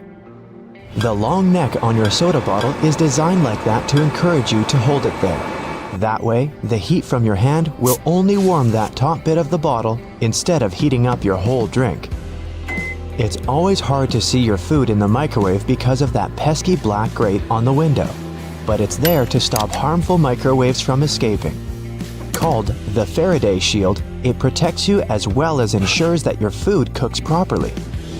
Food items like chips come with about 43% nitrogen inside their package. It might seem like they sell you half a bag of air, but it's exactly the opposite. Oxygen, the gas we breathe, would react with the chips inside the bag and make them go rancid quickly. It's called oxidizing for a reason. Nitrogen, on the other hand, is an inert gas that helps keep the foodstuffs fresh and also protects them from breaking during transportation. A bag of chips that has this gas cushion lets you enjoy your crunchies without them turning to potato crumbs. Donuts have holes in them so that the inside and outside cook evenly. Before the holes were added, the inside would often be greasy and doughy while the outside was crisp. Margins on paper aren't for writing in dates and numbering lists. They were originally added to serve a protective function. Back in the day, rats used to be a pesky problem in people's homes, and paper was one of their favorite snacks. Margins were added as a safeguard so that the rats would nibble on blank paper rather than taking a bite out of your important work. That hole in your hollow lollipop stick isn't to prevent choking should it ever be swallowed. It's actually there to keep the candy in place. Excess candy flows into the hollow tube, and the hole, which when it hardens, keeps the pop in place. If it was a smooth stick, the candy would slide off easily. Vacuums come with so many attachments, but do any of us really know what that one with long bristles is for? It's for dusting and is perfect for cleaning framed art, blinds, and lampshades. What's the difference between a wooden hanger and a plastic one? Aside from helping keep your clothes in shape, cedar wood hangers also repel moths and bugs. Salt isn't just used for cooking. It can get rid of tough smells. Rubbing salt on your fingertips after chopping garlic should remove the smell. It also works on shoes. Toasters have a secret slide in the bottom that can be removed, so you can clean out all those annoying breadcrumbs. If you ever had problems with popping chocolates from the box, look at those little holes around them. They're there to help you. If you push a hole right next to the candy, it'll jump out easily. When you take a sip from a coffee cup with a lid, it decreases air pressure inside the cup, so air tries to get in. The tiny hole on the lid allows air to enter that way, so liquid can smoothly pour out the main hole. More on beverage lids. The small button on them let restaurant workers, and customers too, understand what's in a cup. Near each button, there's a name. Just look at which one is pushed down. The numbers on the fruit stickers tell you how exactly they were grown. If there are 4 digits and the first is 4 or 3, the fruit has been sprayed with pesticides. If there are 5 digits and the first is 9, the fruit has been grown organically. If there are 5 digits and the first is 8, the fruit has been genetically modified. When you're on your way back to the car after bagging up everything you bought, use loops on a shopping cart to hang the bags. Now, softer items like bread, eggs, fruit, and veggies won't get squashed by the heavier goods. If you don't have anyone to hold the other end of your tape measure when you try to measure something, tap a nail on it. Now, simply hook your tape on it using the tiny hole all tape measures have. The square-shaped spoon that goes with a McFlurry helps to mix the ice cream toppings through the dessert. The spoon hooks directly to a machine and spins around. Padlocks that are used outside quickly get out of order because of rain. See this little hole in the bottom? It's made for pouring engine oil inside. Do this and the key will again turn in the lock without any difficulty. You keep banging the bottom of a glass ketchup jar, but nothing's coming out. Here's a little tip. Turn your ketchup bottle at an angle and tap on the middle of the neck. In many fast food restaurants, customers fill tiny folded paper cups to get a portion of ketchup or mustard. Here's the news. The cups are supposed to unfold and turn into small paper platters to hold a great deal more sauce. That little hole on the handle of a pot or a frying pan isn't just for hanging them on the wall. During cooking, put the end of your utensil in the hole, and it'll be propped over the pot to save your kitchen from extra mess. The blue or any other dark color bristles on your toothbrush are meant to remind you when it's time to get a new one. If you see that bristles have become pale, change the toothbrush or its head. An extra hole at the upper part of the sink has multiple hidden functions. First, in case someone forgets to close the tap, the water won't overflow and the bathroom won't get flooded. Second, thanks to that hole, the water drains faster as it gives an escape for the air, helping the water flow down. Most metallic zippers have a hidden lock inside them to save you from awkward situations, such as an undone fly. Don't leave the zipper handle in an upward position. When you pull it downwards, it automatically locks. It's all thanks to those tiny grooves hidden underneath the handle. Spoiled milk emits gases, like most foods when they go off. A classic plastic milk jug has a concave shape on one side. So when the gases expand inside the jug, it expands too, and the concave shape curves out. Also, if you want to save some milk for later and freeze it, the jug will expand when the milk gets solid as well, occupying more space in a jug. Bath foam isn't only for fun or a nice smell. It also helps regulate the temperature. The bubbles keep the water hot, so you can enjoy a bath a bit longer. Anyway, it works for acrylic bathtubs only. Those made of metal lose heat really fast either way. Many cups and mugs have little grooves on the bottom on purpose. They're designed for washing machines. The grooves let the water flow and not spill over your feet when you take the cup out. Also, those grooves let the air flow so the cup doesn't crack even if the tea is scalding. A point on an ointment cap is there for a reason too. Most tubes are usually sealed with foil, and it's better to avoid opening it with fingers unless you're ready to say goodbye to your nails. A point easily opens even the most safely sealed tube. Escalator brushes aren't for keeping your shoes clean and polished. It might be tough to apply wax right on that brush while the escalator's on the move. It's for your safety. Brushes won't let you come close to the edge, so a long coat or bootcut jeans won't end up in between the steps. All Tic Tac containers are designed to dispense one Tic Tac every time you open it. The lid has the same shape as the candy. Turn the container upside down, gently shake it, and slowly open it. You'll notice only one candy stuck between those lid grooves. So if you just open the container and shake it until 5 or even more candies fall into your mouth, it means you've been eating Tic Tacs wrong all this time. The pom-pom on top of your beanie wasn't put there as a fashion accessory. The pom-pom was originally added to the hat to prevent sailors from banging their heads on the ceilings of the ships that were too low. Okay, I know it's kind of cold to the touch, especially on a freezing winter's day, but did you know that brass doorknobs actually serve a purpose apart from looking classy and shiny? Since it's a copper alloy, brass has antimicrobial properties. That means it can help get rid of harmful germs and bacteria, sometimes in up to 2 hours. In high-traffic areas, that's all the more useful, but since brass is much costlier than other metals like nickel and steel, you barely see these types of doorknobs anymore nowadays. Speaking of lovely multi-purpose items, most screwdrivers have a tiny little secret of their own. They can sometimes be slid through a wrench so that they can be used to create more torque when twisting, not to mention the uses when it comes to bolts in hard-to-reach places. There's a reason why buttons on women's shirts are for the left-handed, and it has nothing to do with fashion. This practice dates back to the times when chambermaids were helping ladies dress themselves, and it was easier for them to perform their job with this orientation. Having the buttons placed as such indicated a sign of wealth, so it's easy to imagine why the practice carried on, even though most people dress themselves nowadays. Next time you receive a package in your mail, take a look at your box cutter. If it features some diagonal lines on the blade, you're in for a little design perk. Turns out that these are blades that snap off. Continuously cutting cardboard can dull the sharp edge of the blade. To help prevent the need to buy a brand new box cutter, the top segment along the next line can be broken off to reach a new sharp edge.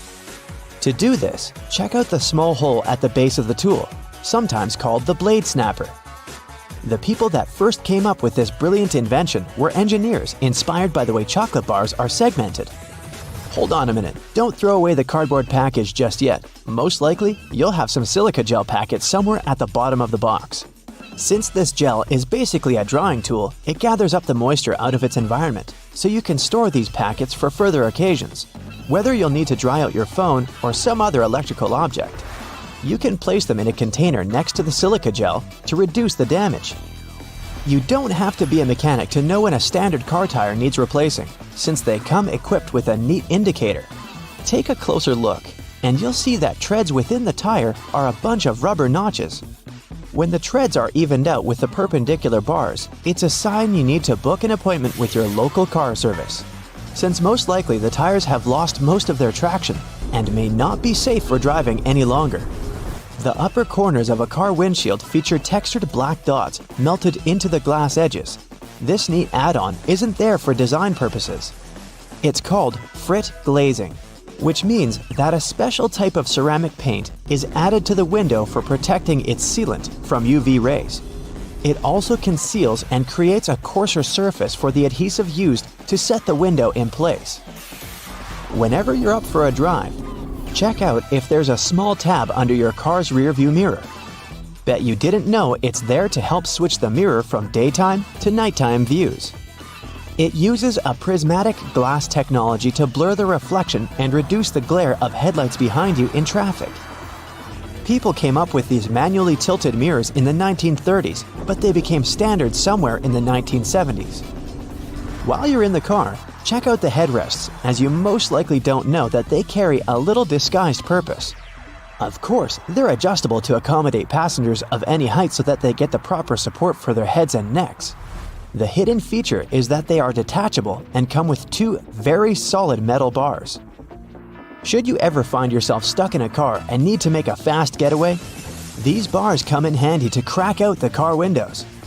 So you're out for a drive and you're suddenly out of gas. What I'm about to describe sounds more like a meme than an actual situation bound to happen. But what if you're in such a hurry that you accidentally drive off with the gas nozzle still in the tank? Well, the nozzles have been designed to prevent any hazards from happening, rest assured. They feature a breakaway device that will allow the hose to separate when taken out with enough force. Initially designed in the early 20th century to be worn exclusively by basketball players, sneakers soon became one of those fashion fundamentals, similar to jeans and leather jackets. If you take a closer look at them, you'll see they have two extra holes on the side, similar to the shoelace holes.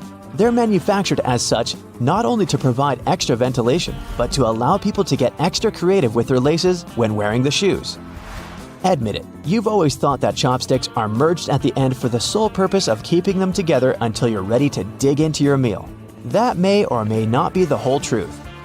Under a more detailed inspection, the wooden tools feature a square-shaped end. Chopsticks manufactured like this date back to an old Japanese traditional design, which can help with breaking the ends easily. The separated end can then be used as a resting block for the chopsticks to keep it more sanitized in hopes it can be used again, since they won't be touching the table or any other surface.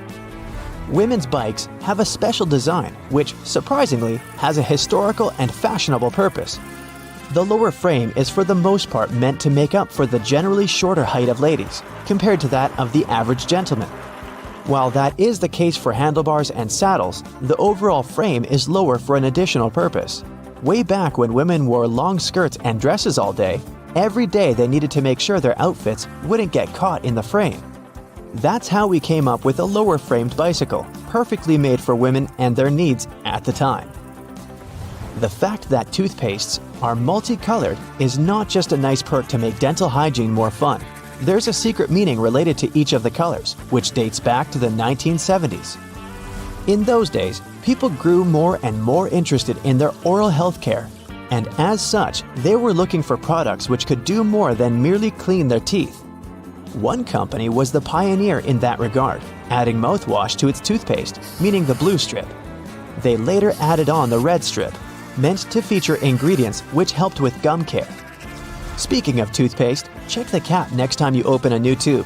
You may be in for a little surprise.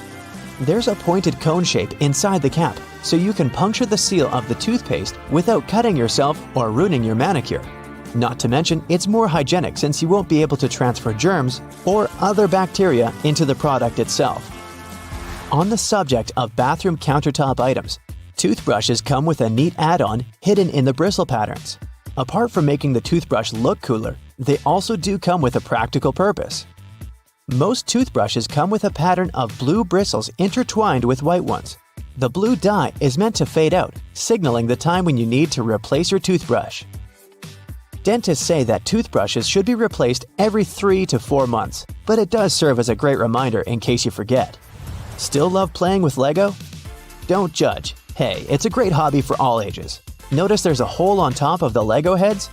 Behold, you're looking at a safety feature that the people at Lego designed to prevent choking hazards. The most dangerous issue should a person swallow any of these pieces is the blocking of the airways. Designing a hole inside the Lego head helps the air to flow freely through the piece until it can be removed safely. We're now used to all sorts of modern light bulbs, some tubular, some shaped like diamonds, and some even twisted altogether. Historically, light bulbs were round and the initial shape served a purpose in itself. It was mainly connected to the fact that glass bulbs were hand-blown, which gave them the round shape to begin with. The hidden practical reason was that the light bulb filament needed to be at the same distance from every surface of the glass sphere. The easiest way to achieve this was to make the glass in the shape of a globe. Hey, have you ever been vibing out in your room, listening to some of your favorite songs, admiring the subwoofer of your speaker as it delivers magnificence to your eardrums? We all have. But have you ever asked yourself why that same speaker, along with other speakers across the globe, is almost always black? Some of you are probably screaming at your screen right now about your speaker being green, red, or any other color found in the rainbow. Number 1, I said almost always. And number 2, if you look closely at the gorgeous design of your brightly colored music player, you'll often find that the speaker beneath it is still colored black. One possible explanation for this is that the original technology of speakers had a diaphragm with black particles on it. So as soon as a sound is amplified, it sends a charge through the diaphragm, and these black particles are driven upwards.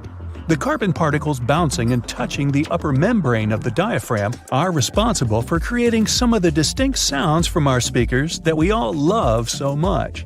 Speaker manufacturers must have gotten tired of their products changing color with prolonged use, combined with these black particles settling on the upper membrane of the diaphragm. So, their logical solution was to color most speakers black. Another more practical belief as to why speakers are mostly colored black is that it's a hue that easily matches up with many types of decor. Walls, furniture, and clothes all often look quite well when combined with this color, which is why it's so prevalent everywhere you go. Listening to music has repeatedly scored in the top 10 pastimes in the US based on research. Nowadays, you find sound speakers everywhere. In your television, laptop, and your phone. You can't escape them. But let's take a look at how they started off. Their origins are in radio and telephone technology. The first form of a speaker was developed by Johann Philipp Reis in 1861. The German was a self-taught inventor and installed the speaker on his telephone. It was just about able to reproduce clear tones, but it could also replicate muffled speech after a few revisions. Alexander Graham Bell, the inventor of the telephone, decided to try and produce an improved version of Reis's speaker. Essentially, Bell and other inventors wanted to make an electrodynamic speaker. By 1877, it was still yet to exist, but due to the desire of inventors worldwide to change this, research confirmed that it was extremely possible to make one. In particular, the work of Werner von Siemens, who came up with the idea of an electromagnetic coil-driven speaker, was a driving force in arriving at this conclusion. Why are there magnets in speakers, you might ask? Every speaker nowadays has an electric current, something the inventors were discussing would never have taken for granted at any point in their lives. When this electric current is changing, it produces a magnetic field. To make the panel of the speaker move, magnets are used to create an opposing magnetic field which creates vibrations. These vibrations are the sound we end up hearing. The bigger the magnet, the louder the speaker will be. Another inventor by the name of Thomas Edison from the US had filed a British patent for a system using compressed air for an amplifying mechanism. The first commercial electric loudspeaker saw the light of day only in 1924. The sound quality produced by this speaker was good enough for motion pictures. It took nearly 20 years for the next groundbreaking development in the world of loudspeakers. This came with the arrival of the duplex driver in 1943. It offered better clarity and coherence at high volumes, which was important in movie theaters. Fittingly, it was nicknamed the voice of the theater. The duplex driver was immediately tested by the Academy of Motion Picture Arts and Sciences and instantly made its film house industry standard in 1955. Until now, this loudspeaker design is still used. Indeed, the film industry does seem to put a lot of effort into its sound, and so do the theaters we watch them in. You may have noticed that these buildings often have thick curtains on the walls. These are soundproof or acoustic curtains, and both are much thicker than regular curtains. They will either consist of heavier fabrics that are tightly woven or have better quality linings. This means that these curtains will absorb sound and reduce the acoustic reflection off the ceiling, windows, and flat walls of the room. This ultimately creates a much better sonic experience. The carpet floors are so thick in theaters for the same reason. It helps to trap sound by providing insulation. From a practical standpoint, this carpet is also set up to prevent the sound of footsteps during film screenings. This concept of trapping sound is also the reason why putting a phone inside a cup will make the phone's speaker seem louder. Any speaker sitting or suspended in an open space projects its sound in all directions. As the speaker vibrates to create sound waves, an equal amount of energy leaves from both the front and the back. By placing a speaker in some form of enclosure, we can redirect some of the energy that comes from the back of the speaker and project it forwards. By putting the speaker in a cup, you're directing the sound more efficiently. It travels only one way, making it seem louder than what you'd hear when you take it out of the cup. Speaking of phones and speakers, ever wonder why your mobile device makes your speaker produce a buzzing noise? This can occur when the two gadgets are near one another and your mobile is trying to send and receive data. The transfer of information produces electromagnetic disturbances in the medium around the speakers. It creates noise in the audio, and as a result, you can hear the buzzing sound coming from the speaker. A simple way to protect the amazing vibe your speaker is creating for you from this irritating buzzing noise is just to move your phone away from your speaker, or vice versa. This will eliminate what is officially known as electromagnetic interference. Research across America shows that, on average, 74% of people own 2 or more pairs of headphones. 46% of them mentioned they listen to their headphones for more than 2 hours per day. Some choose the headphones by their looks, others by the sound quality. In either case, finding the right pair is important, since a lot of people are willing to spend over $100 on it. Headphones have become a true fashion accessory. That's why well-known figures are trying to make an impact in the headphone industry like it's the fashion industry. Music moguls Dr. Dre and Jimmy Iovine came up with the idea for the now world-famous Beats by Dre headphones brand. They were walking along the Pacific Ocean one day in 2006 discussing a sneaker deal as they had an offer on the table from a major brand in that arena. After some discussions, they decided they wanted to do something they were more passionate about and landed on headphones. The duo's idea turned into a brand that was purchased by Apple in 2014 for $3 billion. It was the largest deal in Apple's history, and Beats by Dre controlled 70% of the headphone market at the time of signing. The move allowed Apple to take over the headphone space. The release of their popular wireless AirPods headphones in 2016 was another reason it happened. But how do these popular wireless headphones that many of us own actually work? These headphones rely on internal batteries to have enough power to remain wireless. Most often, they have conveniently built-in rechargeable batteries, but sometimes they keep going thanks to standard AA or AAA batteries. They receive wirelessly transmitted signals from their paired audio sources, be it your phone or laptop. These signals are encoded by the source device and transmitted most commonly via radio frequencies or infrared carriers. The headphones receive the signal and decode it to audio. And just like that, it's music to your ears. Black stripes on yellow school buses aren't an element of design.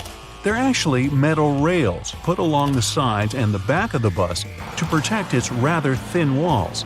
In case of a collision, they absorb most of its force. It means that the crash doesn't affect large areas. These rub rails are also positioned in strategically important spots. The lowest one runs at the floor level, the middle one matches the bottom of the seats, and the top one corresponds either to the top of the seats or the bottom of the window. Your ceiling fan can move in more than one direction for a reason. One is for summer, the other for winter. When the weather is hot, ceiling fans should move counterclockwise. This makes them pull the warm air up and push the cold air down. And the clockwise, winter mode, moves the warm air down and raises the cool air. As soon as you notice the blue bristles on your toothbrush start fading, it's a sure sign it's time to replace it.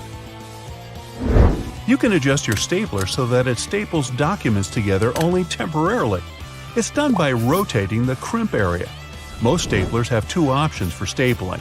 One is standard, but the other side bends staples away from the center. Later, when you don't need them anymore, you can easily remove them by hand.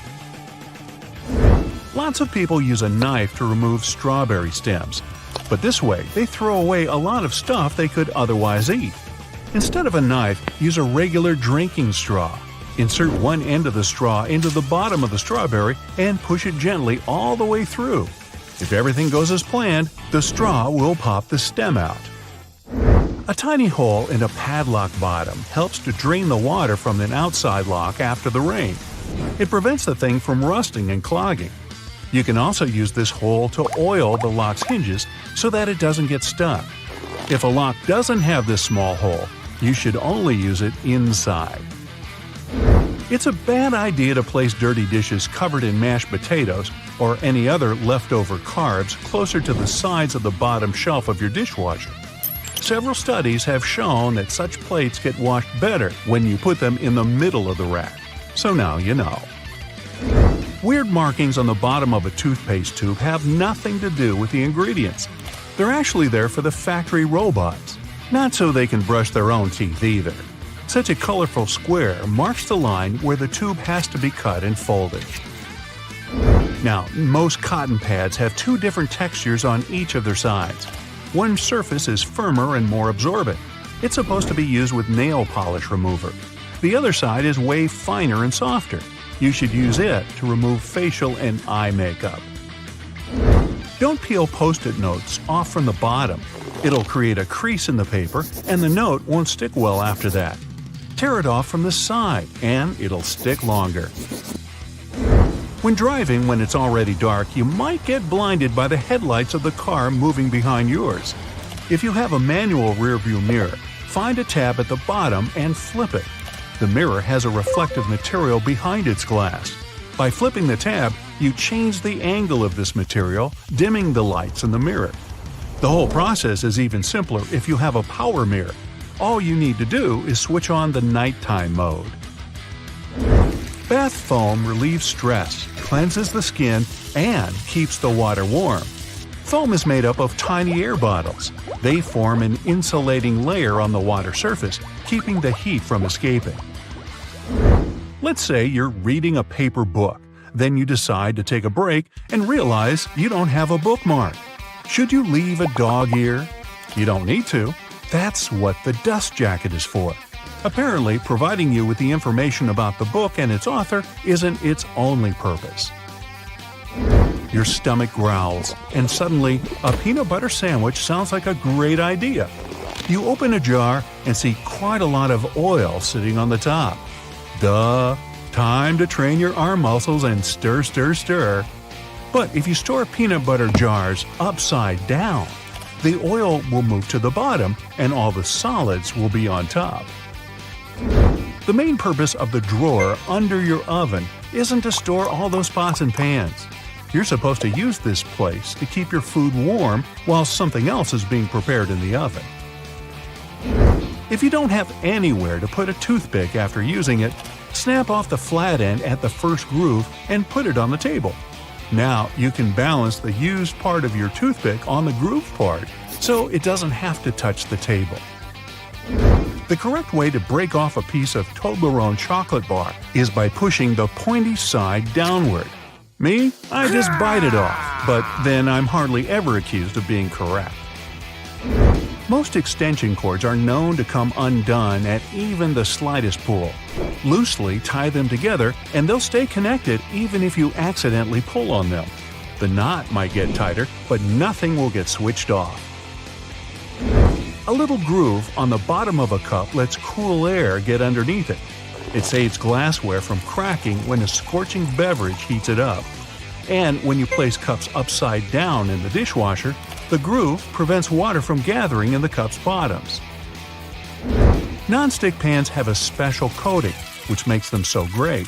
But if you use metal utensils while dealing with such a pan, you're likely to scratch this coating. And once you do it, your pan is ruined. Food will stick to its surface and end up burned or unevenly cooked. Make your life brighter and get a Bright Side tee. Pick your own print. Just follow the link below. If you've always peeled bananas, starting from the stem, try doing it the other way around. Pinch the bottom of the banana and pull. This way, you don't have to deal with strings and mess. By the way, that's the approach monkeys use, and you don't want to argue with monkeys. Most caps on small tubes are hollow on top and have a little spike inside.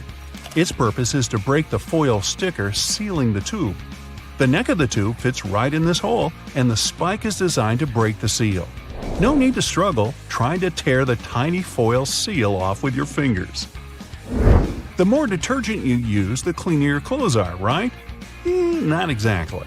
If you add too much detergent, you can spoil your things. This will produce too many suds, and your clothes won't be rubbing against one another. And that's exactly what helps them get clean. Excess suds can also keep your washing machine from rinsing properly. Book pages are often printed on large sheets of paper rather than on small individual ones. If there isn't enough content to fill these sheets, there are blank pages left. Publishers often print the words "notes" or leave some other signs on them. This way, readers don't think it's a printing mistake.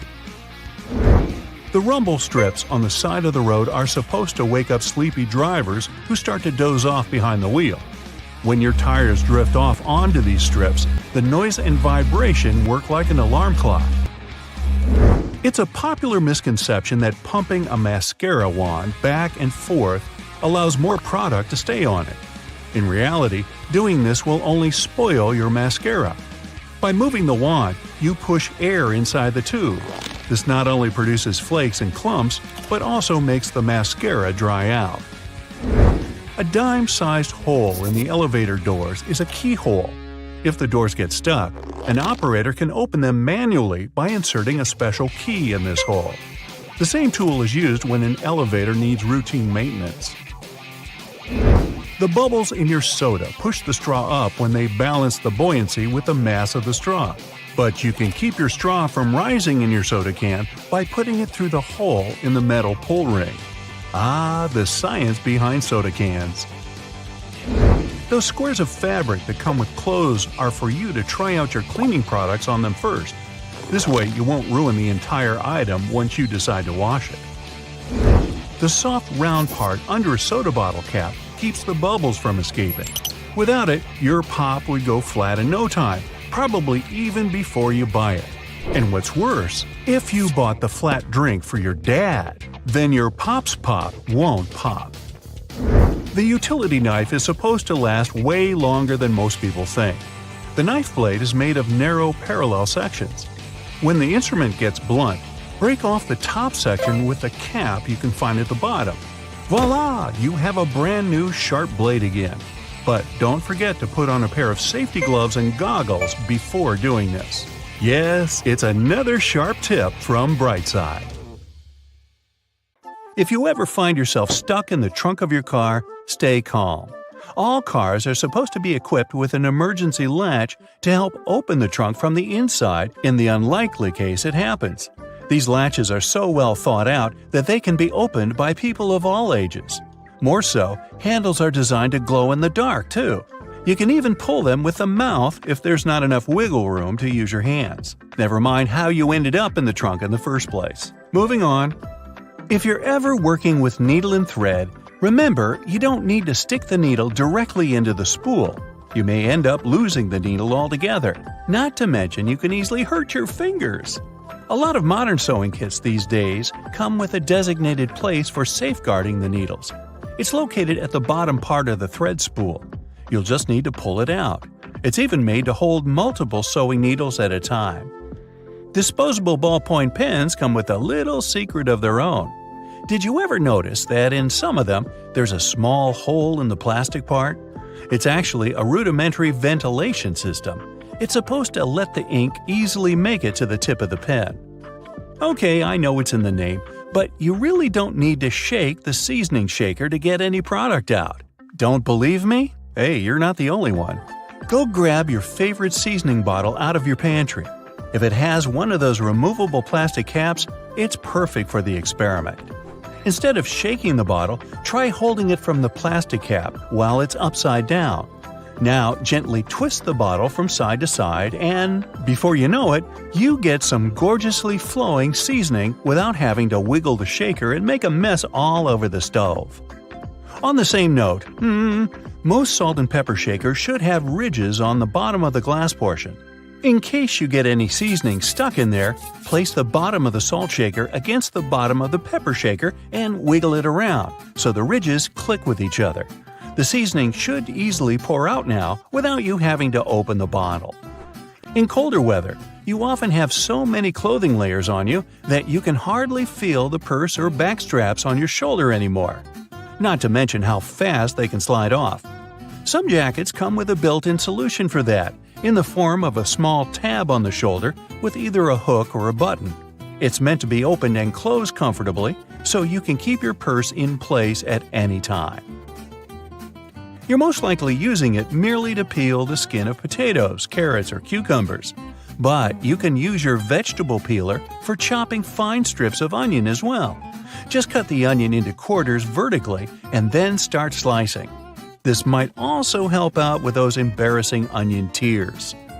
Most people miss this one, but should you ever have a closer look at your toothpaste tube, you will surely see some sort of coloring there, either a dot or a block. Colors can vary. They can be black, green, red, or even blue. These color spots are actually meant to help the assembly machines back at the toothpaste factory. They recognize when and where these machines need to cut the toothpaste tubes and proceed to fold them for packaging. For most types of footwear, if there's anything that seems a bit out of place, always know that it's there for a reason. Most manufacturers don't put extra items on shoes just for fun. It would definitely be a waste of time and resources. For footwear like boots, for example, there's often a small loop at the top back of the shoe. It's there to help you when you need to put the shoe on, since you can quickly pull on it. Plus, you can also hang the shoes somewhere, most likely to dry, since most boots are meant to be worn in the colder weather. Now, I've been guilty at least once of overdressing with a bunch of layers just so I won't need to jam everything in my check-in bag. But does it become a problem when you actually have to get seated? What do you do with your coat or your jacket?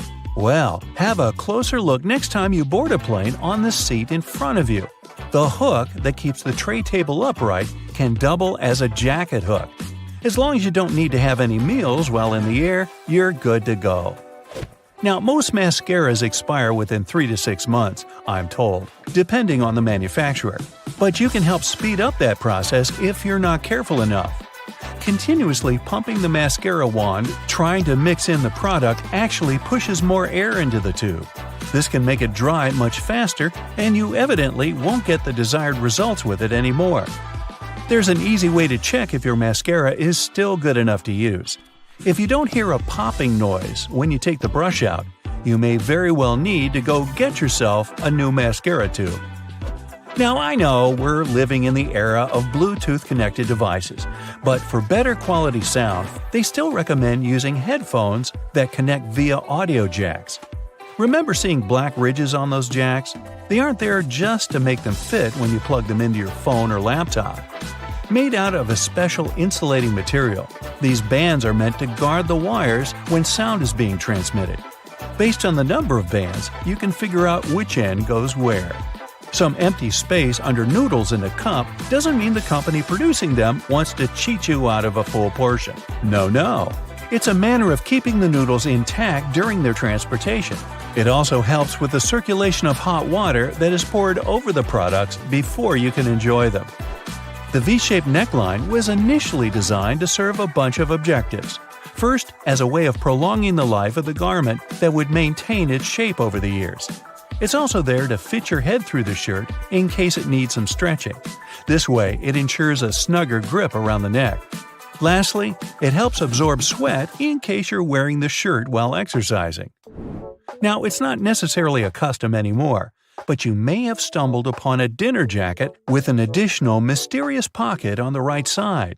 Turns out, this pocket was used by men to easily reach their train tickets, since most of them had to travel to work every day.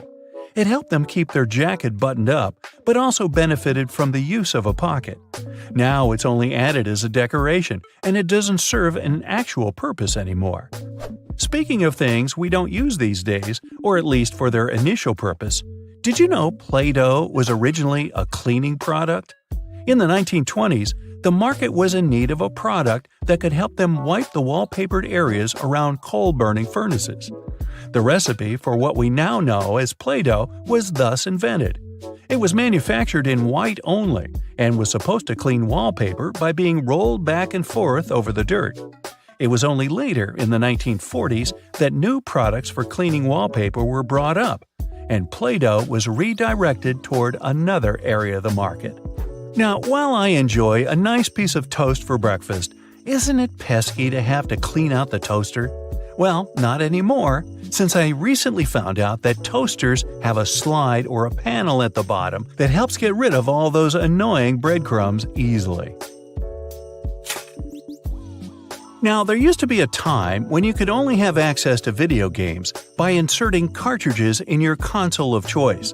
These tiny objects gave many doctors a lot of headaches. People soon started popping up in hospitals after swallowing small game cartridges, especially the younger generation. Nintendo, the company that manufactures the majority of these devices, had to come up with a creative solution to prevent these accidents. So these days, Nintendo Switch cartridges are purposely coated with specific chemicals that can leave a really bad, bitter taste in the mouth. Not that I'd, recommend you ever try and taste for yourself. Go check your box of aluminum foil. Does it have push-in tabs on the sides? They're there to keep the roll in place as you pull some foil out. Now flip a stapler upside down. See the metal plate on the bottom? You can turn it to get temporary staples, ones whose pins are bent outward and are easier to take out. Speaking of flipping stuff, do it with a salt jar. Nah, you should have closed the lid first. Now you've got salt all over the place. Okay, now you've done it. Look at the bottom of the jar. See the ribs on it?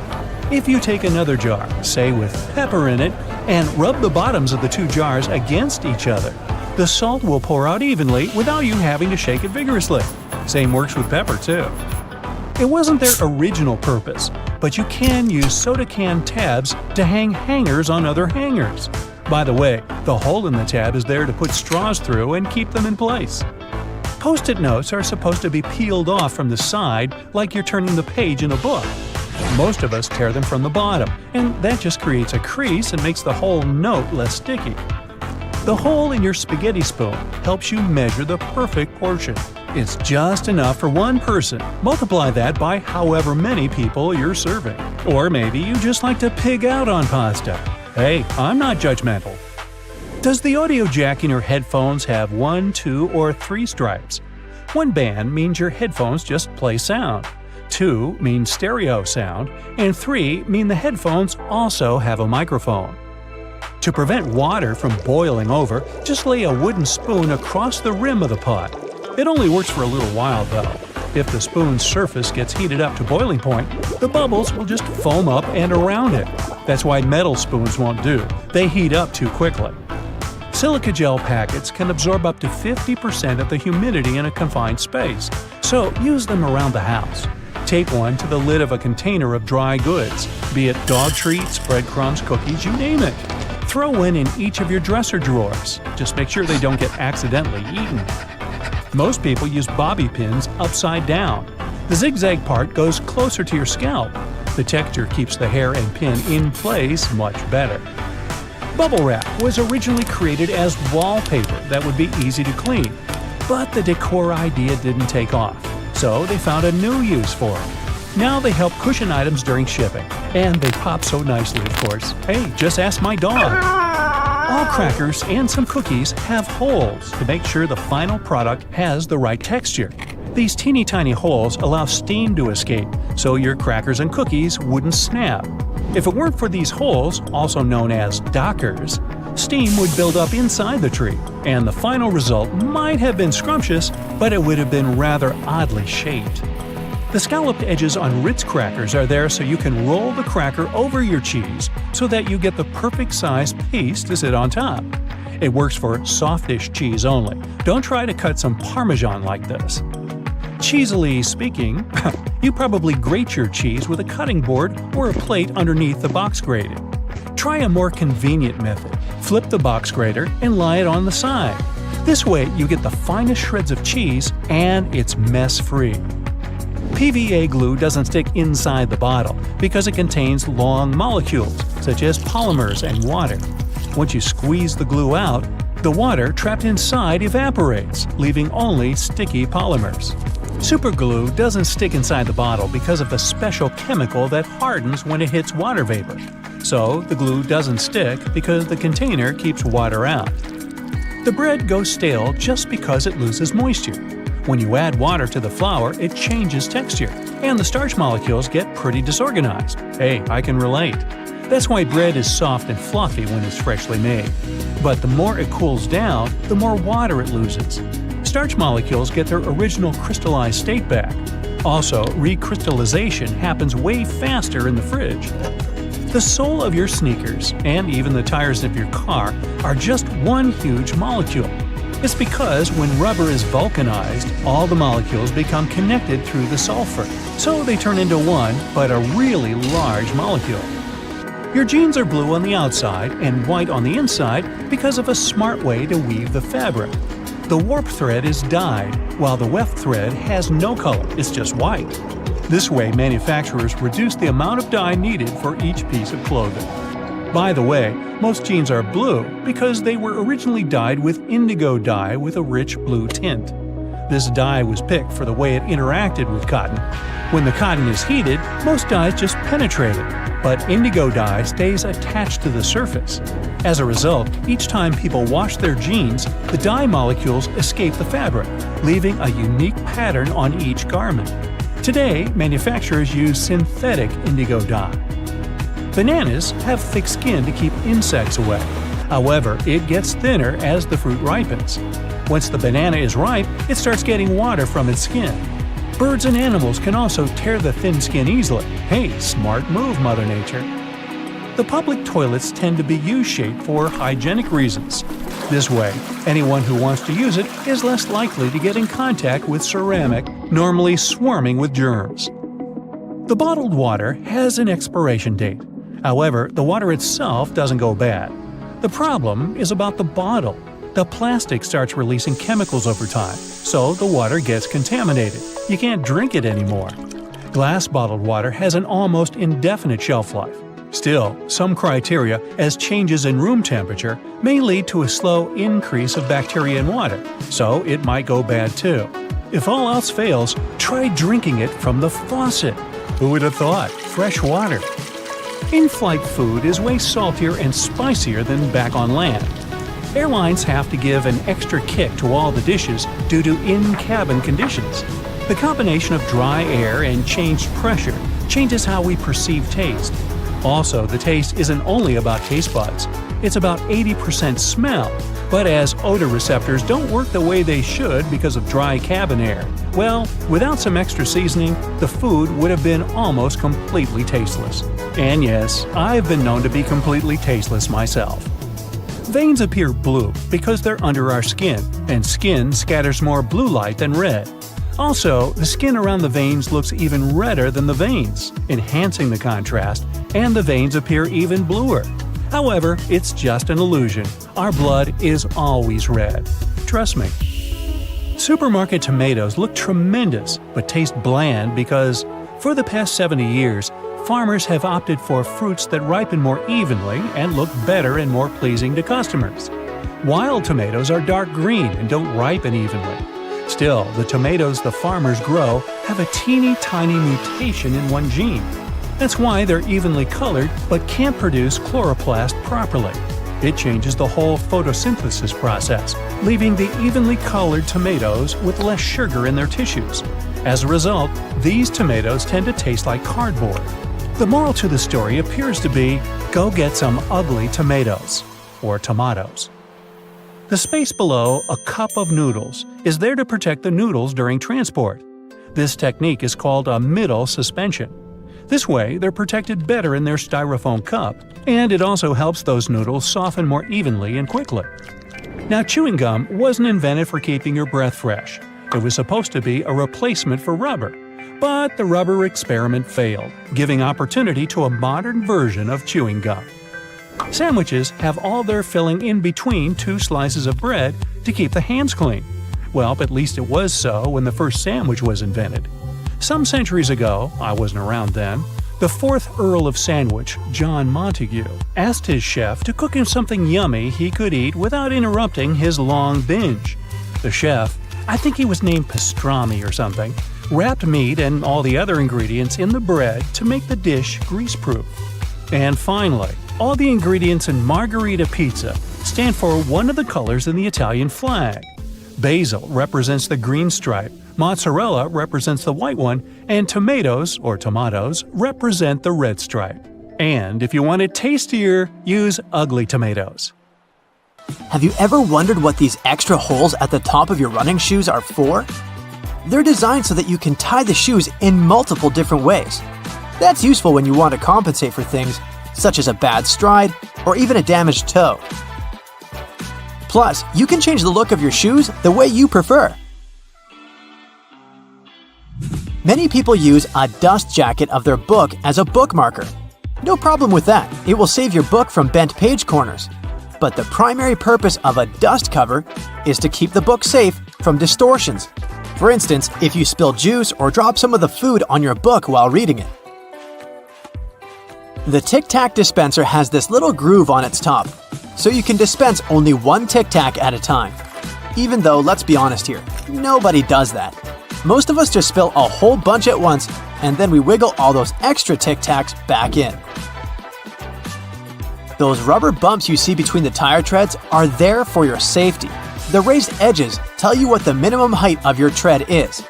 If the bump and the edges are even, it's time for you to visit the tire shop as soon as possible. But if the bumps are well beneath the level of the edges, you're good to go. What about that black grating on the microwave window? It's something called a Faraday shield, and it's there to prevent microwaves from getting away and turning the entire room into a Faraday cage. If the microwaves escape, your meal won't cook properly either. So yep, the cage is not there to make it difficult for you to see your meal while it's cooking. It's keeping the electromagnetic energy inside. How about a wrench-compatible screwdriver? Cover your screwdriver with the end of your wrench and you can increase its torque. That's why the head of your screwdriver is designed the way it is. When you have odd angles, you can use this strategy. You've probably heard those myths, the blue side of the eraser can erase the pen? False. Its purpose is to erase a pencil, but in case you're writing something on heavier paper. The blue side can remove smudges you see after using the pink eraser too. Have you ever wondered why oranges in supermarkets mostly come in the red mesh bag? It's a trick to make this food look more orange and encourage you to make a purchase. An extra tip, don't throw away the mesh bag. Tie it up so you can have a small pot scrubber to clean your sink, kitchen, appliances, and dishes. You can see golf balls don't have a perfectly round shape. Their surface is covered with many little dimples, something golf balls didn't always have. At one point, experienced golfers started noticing how, through time, older balls with imperfections, such as nicks and bumps, could travel further. Such things create turbulence in the air around the golf ball, which eventually reduces drag. So, manufacturers started producing balls with dimples so they could go farther and faster. You might have noticed that sometimes there are ridges in toothpick tops. It's more hygienic because when you break that off, you can prop the toothpick up on it, and it won't touch anything. Another safety feature you'll find, this time in your car, is a tab on your rearview mirror. With it, you can change the position of the mirror so you don't get blinded if there's a car behind you with its high beams on. So this little tab helps you control the glare of lights coming from behind. This feature showed up in the 1930s, but in the early 1970s, it became a part of standard equipment in most trucks and cars.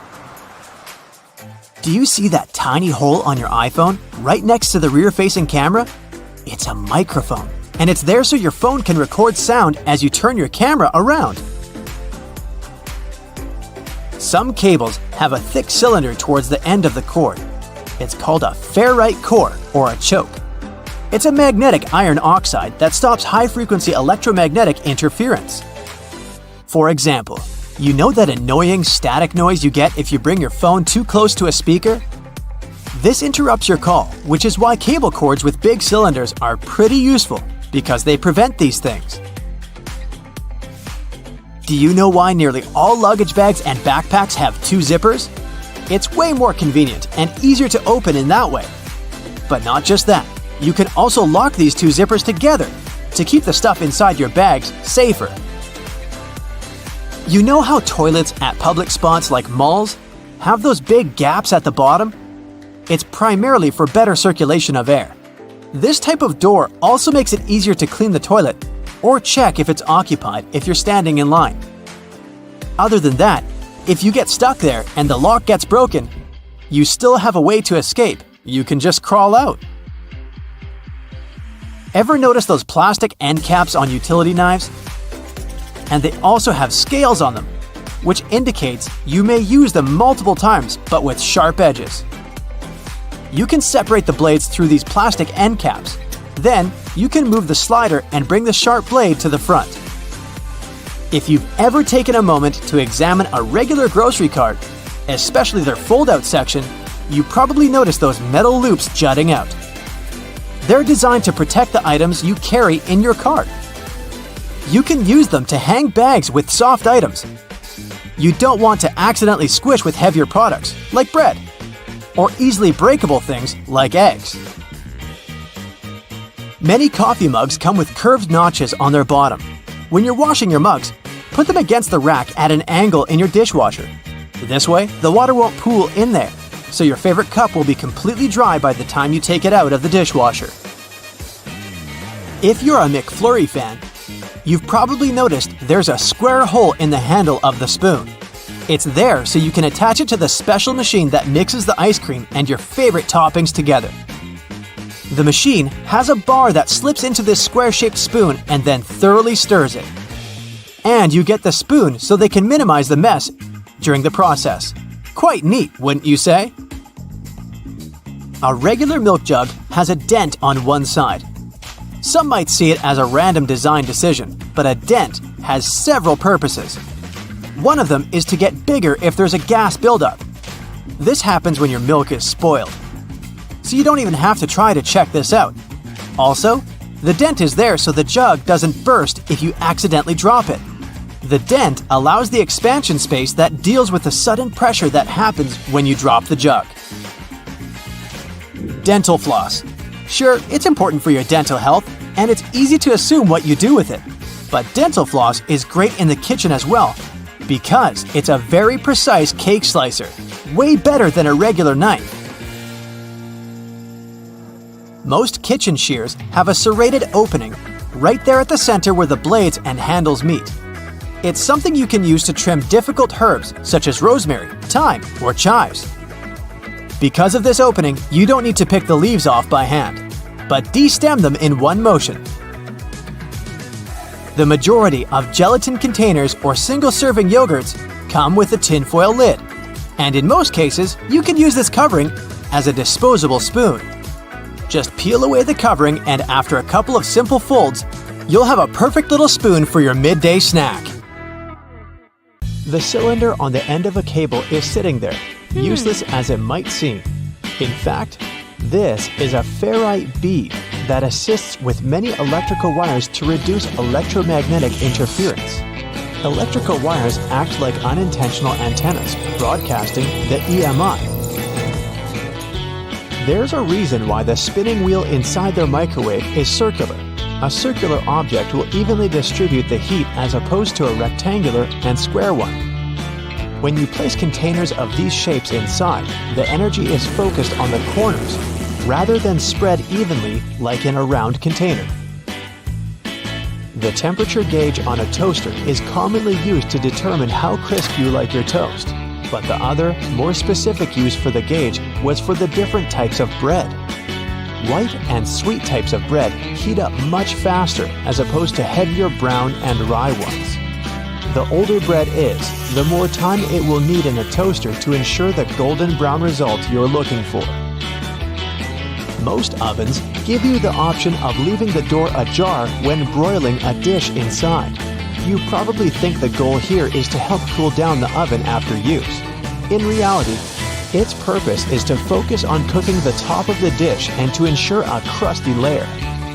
Controlling the buildup of heat and steam by releasing it through the slightly ajar door gives you the desired result without cooking the entire dish to a crispy end. You probably have noticed that your dishwasher has specific areas for different types of cutleries and dishware. But all the dishware pieces should be facing towards the center and not all in one direction. What types of foods were on the plates will also determine where they should be located in the racks. As the middle of the machine gets the strongest spray, carb-based stains from tomatoes and potatoes should be placed there. The detergent is more focused on the outside during the clean, creating a waterfall-like cleanse. That's why protein-based stains, like from eggs for example, should be stacked there. Ceiling fans push cool air down on a hot day, circulating the room. But they can serve you during the winter just as effectively if you flick that switch on the side or use the pulley. So if you want to save some money on heating and try to quickly warm up your room on a cold day, turn the fan on. It will push the air up and spread the warm air around, more effectively warming the room up. Do you still use sticky notes instead of those fancy new apps on all possible gadgets? Welcome to the club. Regardless of what you use them for, they can annoyingly curl up. If you've had this issue, it's because you've peeled them from the bottom upwards. Doing it this way causes the curling. Peeling them from the side will ensure they remain flat, ready to remind you of your daily tasks. Did you know that can openers weren't invented until 50 years after preservation cans had been readily available? So how would it be possible to open a can? There are a couple of alternative methods just in case you've misplaced your trusty opener. All you need is a metal spoon. Set the can down on the counter. Hold onto it firmly and grasp the head of the spoon tightly. Apply pressure and vigorously rub the edge of the can's top over a small area. It takes time, but as you continuously rub, a small indentation soon opens a hole. Once the hole is wide enough for the spoon's tip, pry the lid upwards and keep going along the edges until you can finally access the hard-earned meal within. Most toilets rely on water pressure and gravity to function, so a power outage will not affect them. But if yours does need electricity to function, you must be worried about using it when the power is out. The good news is the power is only used to fill the toilet and not to flush it. As the flushing mechanism will still work, open the toilet tank and pour in a couple of gallons, and you're free to flush away whatever you need to.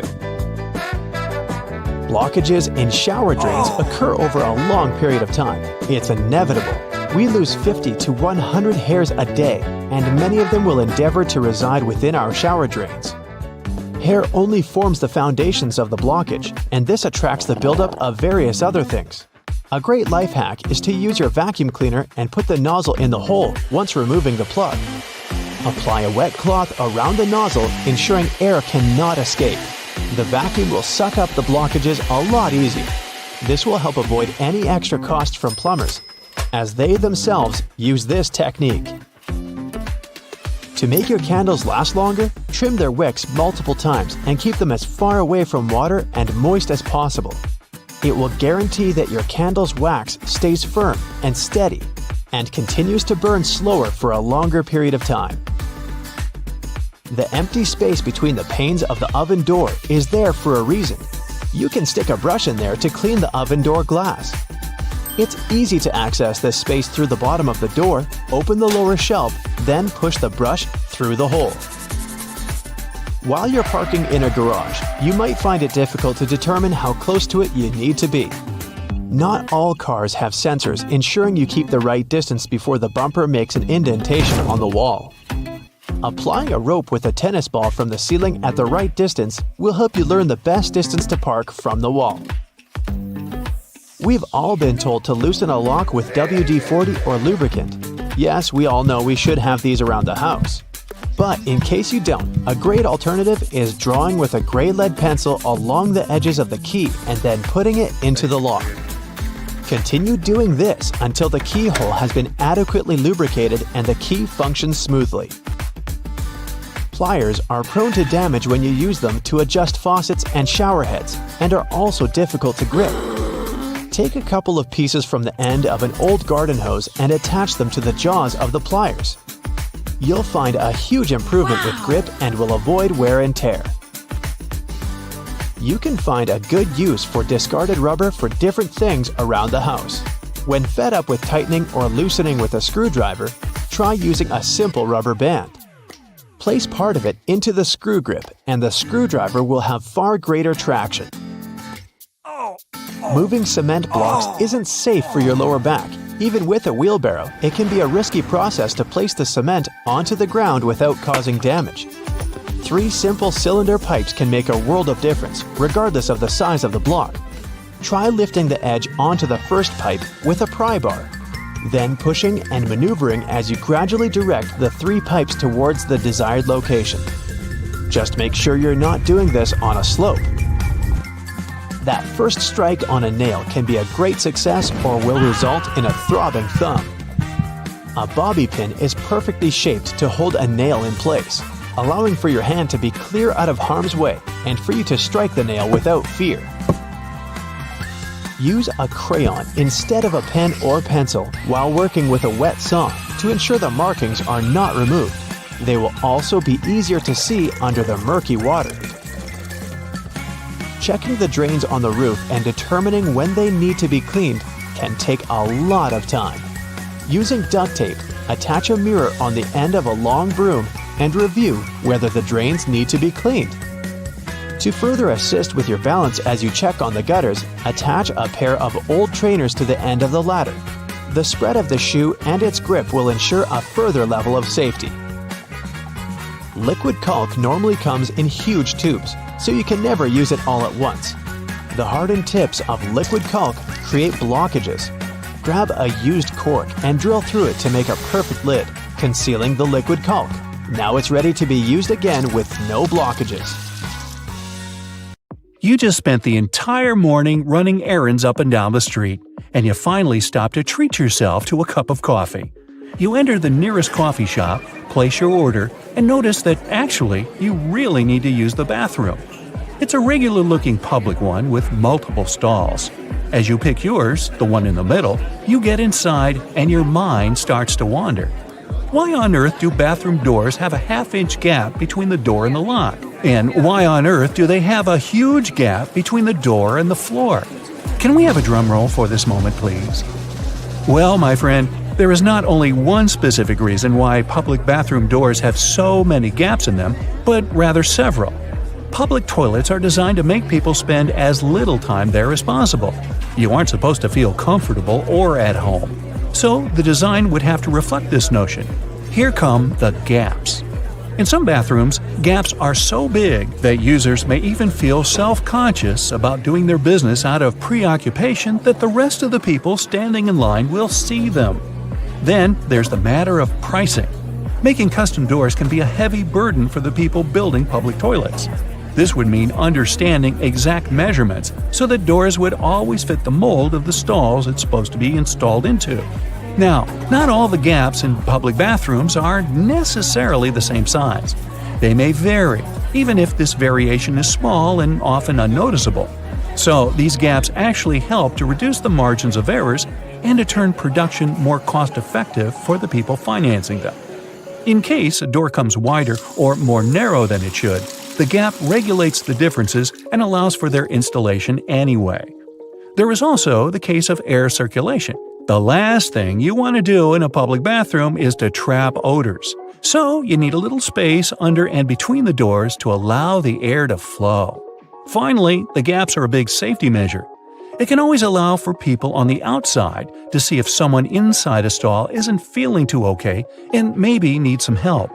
And what about that extra hole in the upper part of the sink?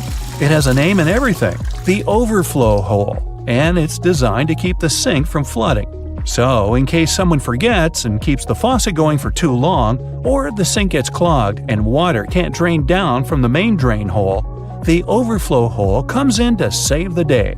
Let's say it buys you a little time before you have the entire bathroom floor flooded. Have you ever noticed how satisfying closing the door of a car can be? Car manufacturers devote a great deal of time to designing these sounds. Studies have shown that they create a perceived sense of quality in the buyer. It all begins with the primary material. While older cars used to be made with heavier materials, car doors nowadays are produced with lighter tin, which can make a rather unpleasant metallic sound once you shut them closed. So, car companies employ sound engineers to ensure that there is the exact amount of foam, mats, and tin in a car's composition to make the most comforting sound possible. And what about those tiny dots on the top of your car's front window? The pattern of these little black dots minimizes distractions for your eyes. This black part, also known as frit, normally gets warmer than the clear parts, which prevents the windshield from deforming. And no, the tab under your rearview mirror is not made only for the purpose of hanging fluffy dice or aromatic-pleasing air fresheners. It's actually a switch that allows you to adjust the position of the mirror depending on the time of day. Flip it one way and it's the daytime driving mode. Flip the other and you're ready to drive safely during nighttime as it tones down the glare coming from headlights of the cars behind you. Next time you head out to the supermarket, make sure to keep this in mind. In case you don't have a coin to unlock these shopping carts, there is a well-kept secret that can help you out. If you have your house keys on you, check for a rounded key head. If you happen to find one, try using it to unlock the cart. It should fit perfectly in there, replacing the need to carry coins around. Because, if we're being honest, who still has them? Elevators. If you want to ride them on your terms, and your terms only, make sure to try something out. Most elevators have a secret button combination you can use to skip all the other selected floors and go directly to the one of your choosing. This might work out, especially on those days when you've pressed 13, but you wanted to press 33. On most elevators, this works once you simultaneously press the closed door button together with your floor number. This should help you get to your floor without stopping. Some elevators require you to double press the selected floor numbers, as double pressing will often cancel the previously made request. While other elevators require you to hold the open door button and then double press the buttons of the floors you'd like to cancel. Now, to stay out of trouble, it's best not to cancel the floors of the other people in the elevator. They won't take it kindly. Also keep in mind that there are elevators that might not have this function. Now, for honey lovers out there, go ahead and raise your hand. If your pot of golden honey is crystallized, know that it is actually a good sign. Crystallized honey means that it hasn't been pasteurized, which means better product quality. With a decrease in temperature, the natural ingredient of honey, also known as glucose, will make it crystallize. Now, try making the best of it. To add some texture to your oatmeal or toast, add a layer of crystallized honey and enjoy nature's sugar. And if you don't like crystallized honey, plop it in the microwave for a minute or two. Ah, winter and fall. You know what this means, right? Sweater weather. But there's nothing more annoying than wearing your beautiful wool sweater and itching yourself all the way through it. Actually, I can be more annoying than that, but let's talk about itchy sweaters. To keep this from happening again, here's the secret. Turn your sweater inside out and soak it in cold water. Add 2 or 3 tablespoons of vinegar and let it sit for a while. Then, drain the water. Now, while the sweater is still wet, massage a generous amount of hair conditioner into the fibers of the wool. After letting it soak in the hair conditioner for about 30 minutes, gently press the excess water out of the wool and leave it to dry flat on a towel. There you go! No more itchy sweater. Any fast food restaurant you go to will hand out small paper cups for customers to fill with their ketchup, mustard, or barbecue sauce.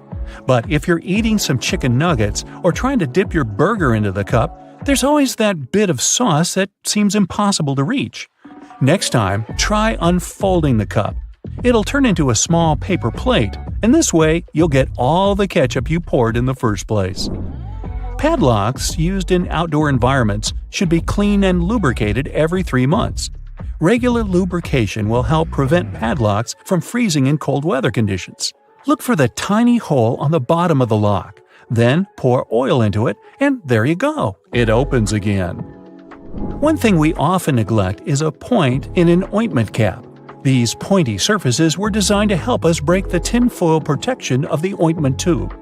You just turn the cap over and break the ointment seal with its own cap, and there you go. After a long day of work, all you really need to do is a bubble bath. You turn on the hot water and let it run for a few minutes. You might even light a candle and pour some essential oils into the water. Then, in comes the liquid soap. You stir the water until the entire surface of the tub water is crammed with bubbles and make your way in. The bubbles in a bubble bath have a fundamental primary function. Their job is to preserve the water's temperature, just so you can have warm water for longer. Do you have sweaty feet? Weird question, I know. But if you're one of these people, here's some good news. All is not lost. Try putting a dry tea bag inside your shoes and storing it in a dry place for a while. The tea bags will absorb the humidity and the smell off the soles of your shoes. So here I am thinking, shouldn't we have learned these things in school? Well, either way, if you learned something new today, make sure to tell us about it in the comments below.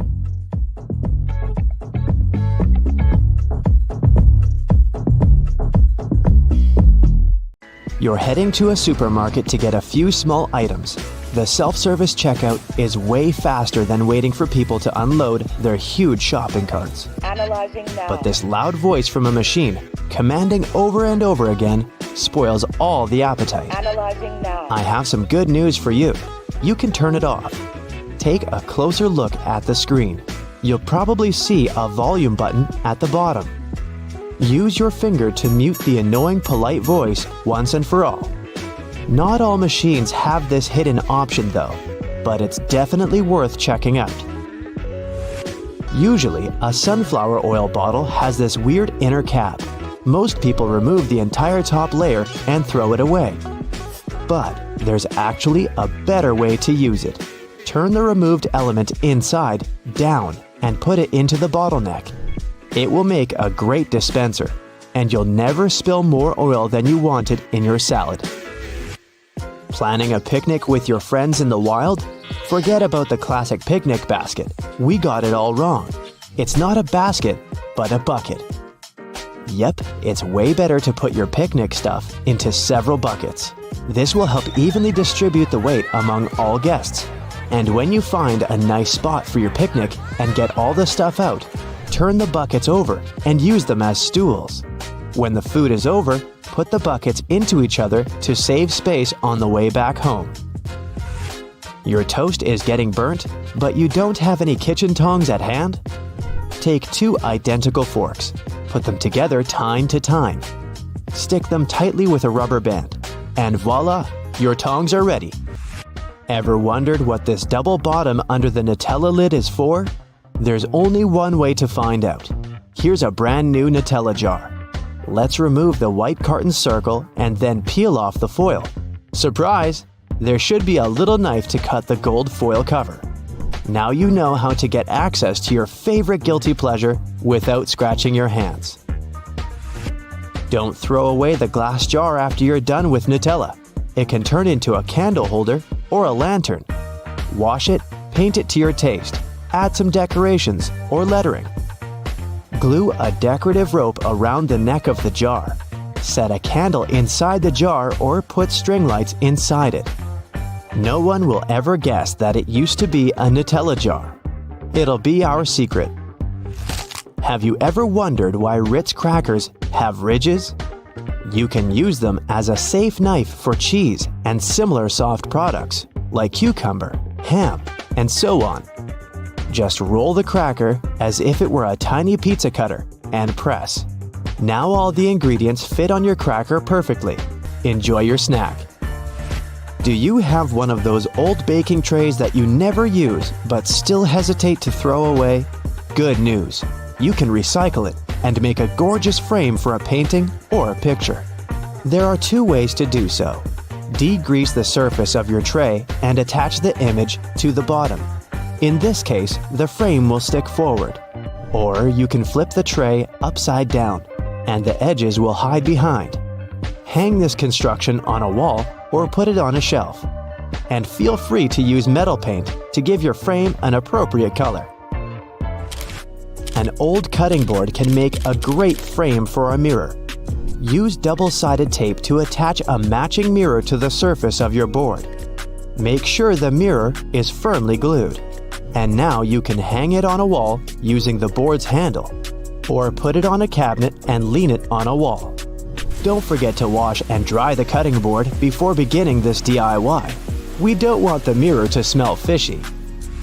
Another superpower of a cutting board is keeping wires tangle-free. Wrap some string lights around an old wooden cutting board and put it in your closet. The next holiday season, you'll have it completely untangled. A hairdryer can make a great mini vacuum cleaner when you need an emergency cleaning.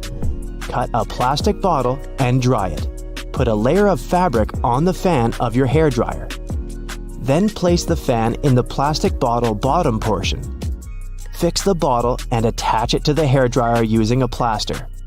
Turn it on and you're ready to clean the mess. You can use a retro gas stove grate to hang your indoor plants.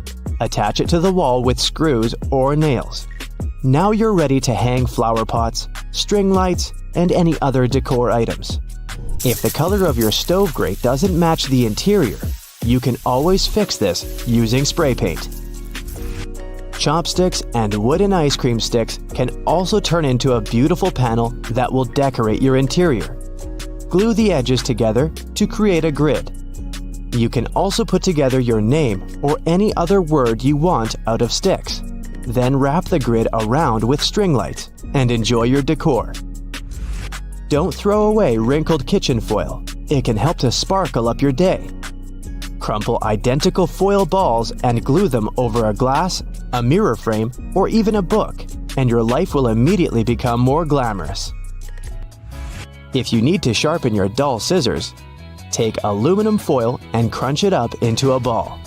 Sharpen the edges of the scissors right on that ball of foil. To speed up your ironing routine, place sheets of tinfoil under your ironing board and then put the cover back on. The tinfoil will reflect the heat. The iron will get hotter and will do the job much faster.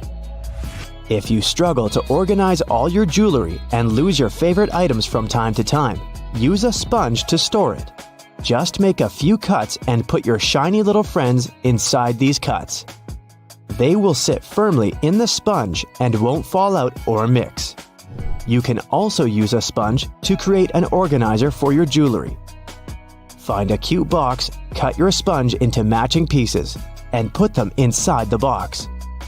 Use glue or tape to attach the sponge to the box, and enjoy your new jewelry casket.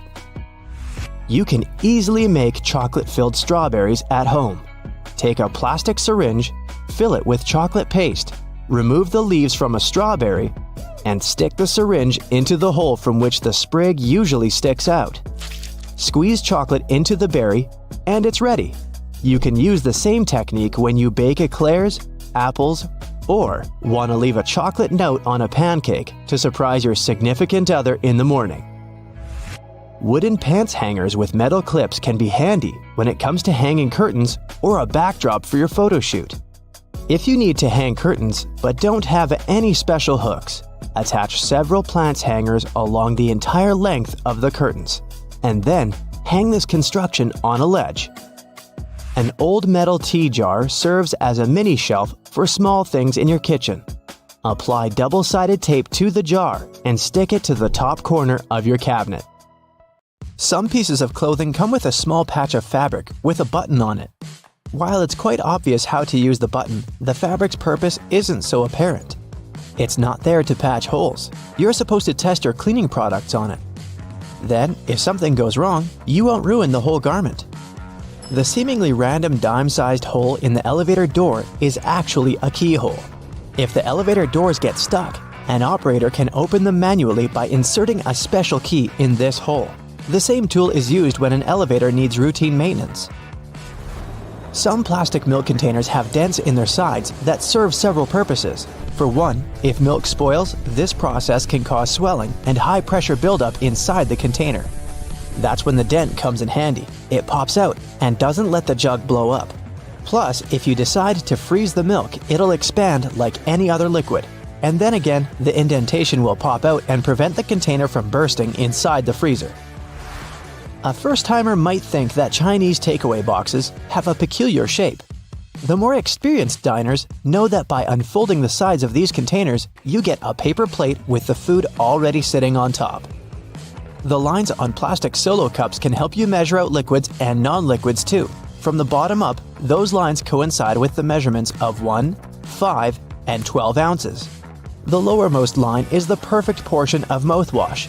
The middle one is a serving of cereal for breakfast, and the topmost is the amount of water recommended to drink 4 to 5 times a day.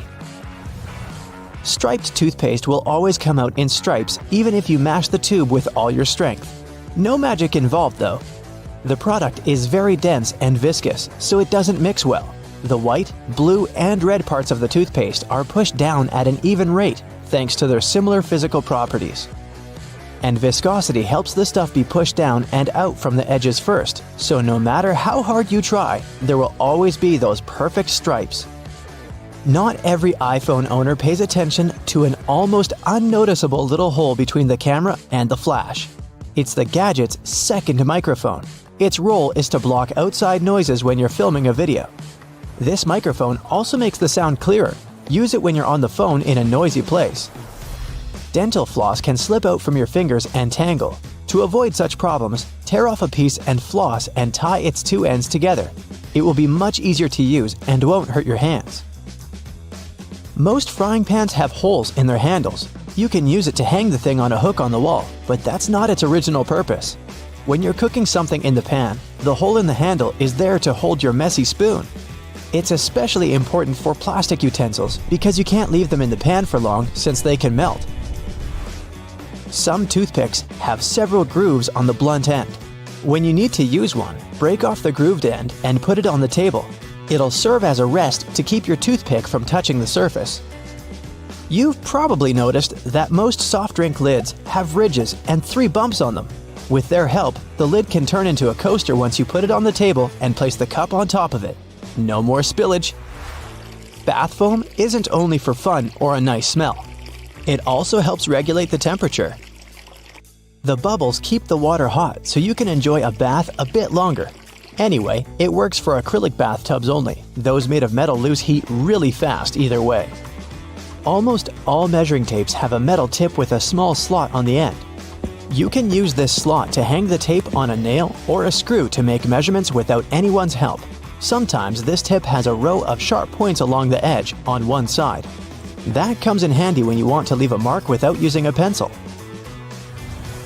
A pack of cotton pads has those strings on it so we could hang it on some hook or holder. And no, there's no need to untighten and tighten the pack again. Look at the bottom of the pack. It has a perforated line. Tear along that, and now you're good to pull out a cotton pad. A triple handle on a jerry can is there to make it easier for 2 people to carry it and distribute the fuel evenly. Gas cans often have a second hole that actually needs to be uncapped too before you pour the gas. The air passage will prevent it from pouring out. Lemons get juicier if you warm them up a little bit in the microwave. The heat softens the frozen membranes so the juice can flow out freely. More lemonade for you. When you buy some grated cheese, get ready for a surprise. If the package says it contains cellulose, it means that the cheese does contain wood pulp. Don't worry, it's digestible. It's added to prevent the product from clumping. The expiration date on mineral water isn't about water going bad. Actually, no water can spoil, but the bottle can. Over time, it starts leaking some chemicals that aren't quite safe. The spike in the cap of a tube of ointment or cream is there so you can puncture the tiny foil seal. No need to grab a toothpick or try to use your fingernails to peel it off. Post-it notes are supposed to be peeled off from the side, like you're turning the page in a book. Most of us tear them from the bottom, and that just creates a crease and makes the whole note less sticky. To prevent water from boiling over, just lay a wooden spoon across the rim of the pot. It only works for a little while though. If the spoon's surface gets heated up to the boiling point, the bubbles will just foam up and around it. That's why metal spoons won't do. They heat up too quickly. Some erasers have two colors and textures, not for pen ink versus pencil lead, but for different types of paper. You're supposed to use the blue side to remove pencil marks from heavy grades of paper. Most people use bobby pins upside down. The zigzagged part goes closer to your scalp. The texture keeps the hair and pin in place much better. And give your pins a spritz of hairspray before putting them in. They'll grip better. Ever noticed the tiny second hole in the lid of your coffee travel mug or to-go cup? It's there to control how smoothly the liquid flows out from the drink hole. Without it, the hot stuff would just glug out at you like milk from a jug.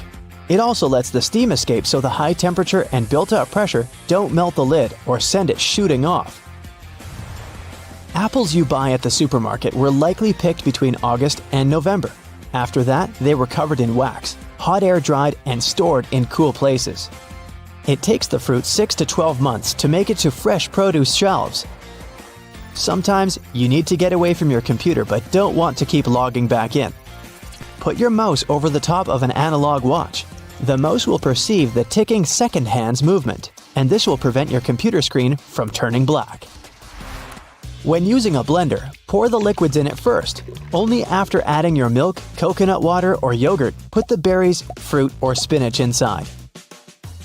Thanks to the holes in the bottoms of earphones, air can circulate up and down through the speakers. It results in increased low frequencies. This makes the bass sound deeper and improves the overall sound quality. You can use metal loops on the sides of a grocery cart to organize the space in your cart better. Hang your jacket on such a loop or put a bag of delicate items there, like eggs or bread. This way your jacket won't get wrinkled and eggs won't get squished. The black lines on a basketball make the game easier to play. They're actually grooves helping you handle the ball. And since the players need to move around the court while dribbling or bouncing the ball, control is crucial. The black lines allow you to grip the ball better. You can also easily steer it in any direction once it's in your hand. If the basketball was smooth, you wouldn't be able to do it. By the way, pebbled dots that cover the outside of the ball serve the same purpose. The drawer at the bottom of your stove is there to keep your dishes warm when you cook large amounts of food. When one dish is in the oven, the already prepared ones are kept warm in the drawer below. Now here's a trick. Instead of putting the box grater vertically on top of a plate, put it horizontally, with no plate underneath, of course. This way you won't risk scraping your knuckles because only your fingertips will eventually touch the grater when you reach the end of the process. Also, it gives the grater more stability, when otherwise you'd have to balance the grater or even hold it in the air with the other hand. When you're done, or when there's just too much grated stuff on the bottom wall of the grater, simply turn it on its side to pour the contents into the bowl or plate. Flowers in a vase would stay fresher for longer if not for the bacteria that breed in the water.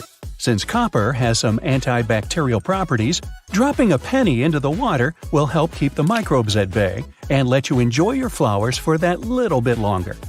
An easy way to check if your bed linen has dried completely is to put a small mirror in between the layers for about 5 minutes.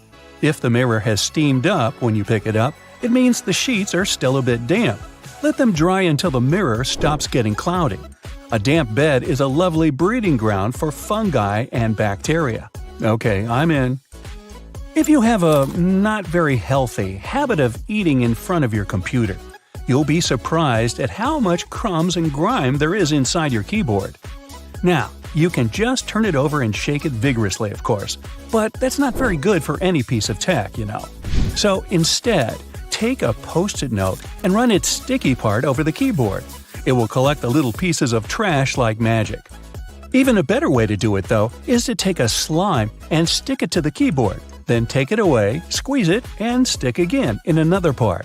The slime will fill the entire space between the keys, and its sticky properties will let it gather every little bit of garbage.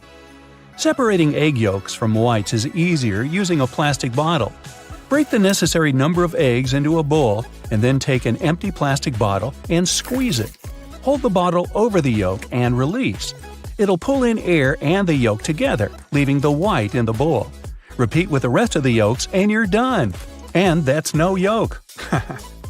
If you're tired of spitting out the stones when eating cherries or want to make a cherry pie, push the stones out with a straw. Also, many garlic presses have a special tool on their handle that can be used exactly for that. Cleaning a blender can be a nuisance if you do it manually.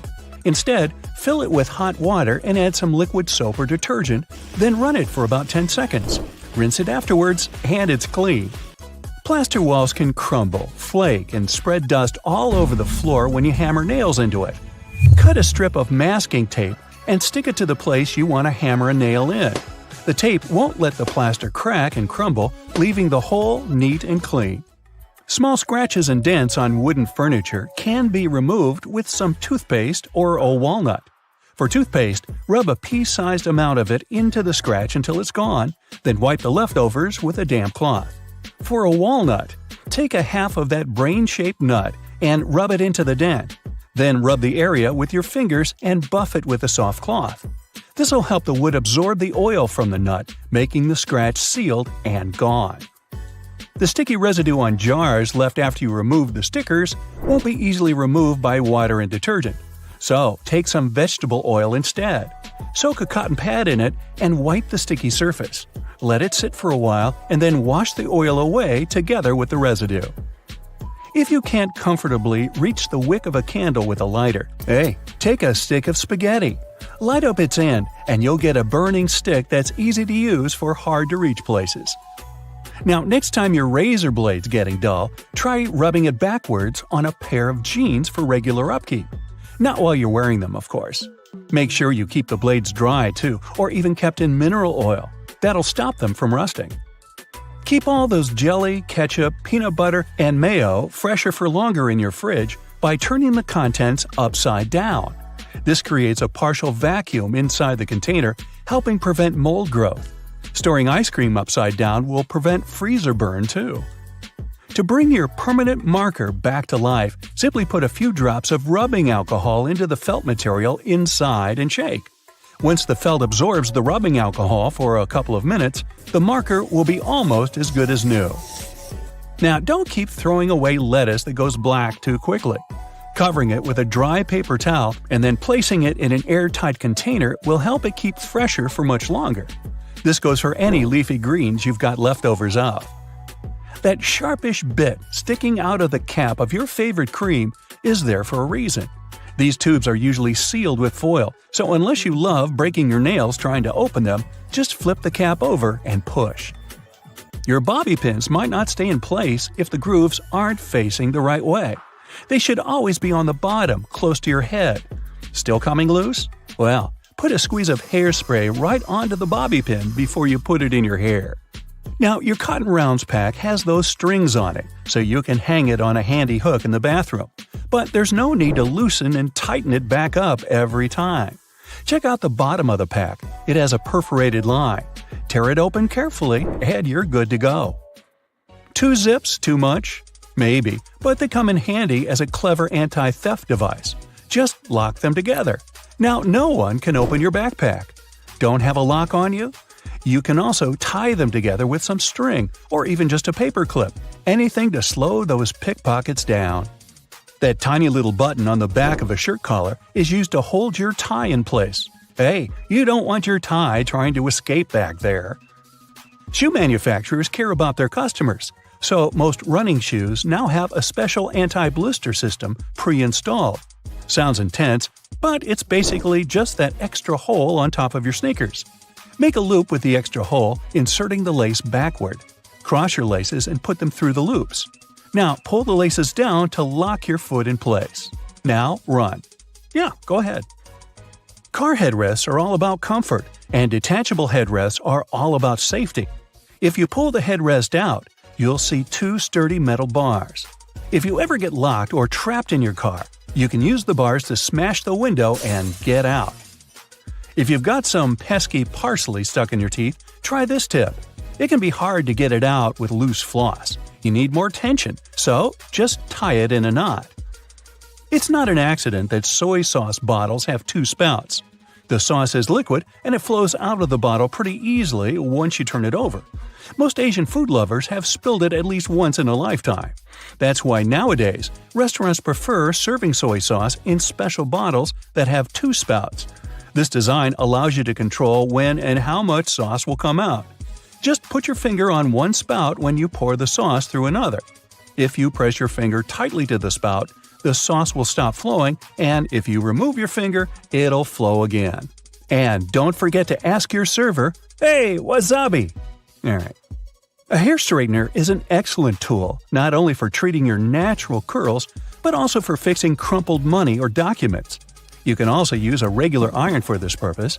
Just make sure you don't turn on steaming mode, otherwise there's a risk of damaging the paper. Hair bands are good not only for getting your hair done, but also to open a glass jar with canned food. Your hands might slip on the tightly closed lid, and if you don't open the can from the first attempt, your palms tend to get sweaty, making the task virtually impossible. So, put a hairband on the lid to fix your hand and make your grasp stronger. A simple rubber band will do as well. Now, it's time to take my sweaty palms and go. You've probably noticed that train and bus seats are covered in fabrics with weird patterns. Have any idea why? Well, they use these patterns to cover any germs and stains on the seats. The brighter the color and the more patterned it is, the harder it will be for passengers to notice any stains and get grossed out. Also, the patterns are usually so ugly that no one even wants to look at them for long enough to spot any stains. So, yeah, the pattern is there to make you look away. And if you look, to make it less noticeable. No bus will ever have plain white seats, that's a guarantee. Just a few more bus-related questions to answer. Like, why don't buses have seatbelts? Buses are overall way safer than cars because they were designed this way. The idea behind this is called compartmentalization, meaning that the seats have high backs that absorb energy. The seats are also placed close to one another, so there's less space to move in case of an impact. Also, on a bus, the passengers sit pretty high off the ground, and in case of a collision, the force is absorbed by the bus's deck and not by the people inside. On top of that, a bus is way heavier than most other vehicles, and even if there is a collision, it distributes the force way differently than a regular car. Due to its weight, a lot of force is absorbed, and bus passengers don't experience much crush force. So, small and light buses that can't distribute the force as well actually do require seatbelts. And we have to remember that buses drive slowly, which minimizes the risk of an accident overall.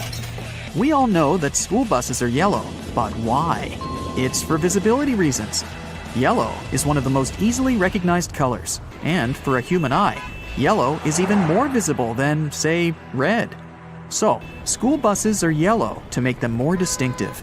Also, yellow is visible in the dark, in fog, and on a rainy day. Actually, the color of the bus isn't really a true yellow. It also has a hint of orange. This shade even has an official name, National School Bus Glossy Yellow.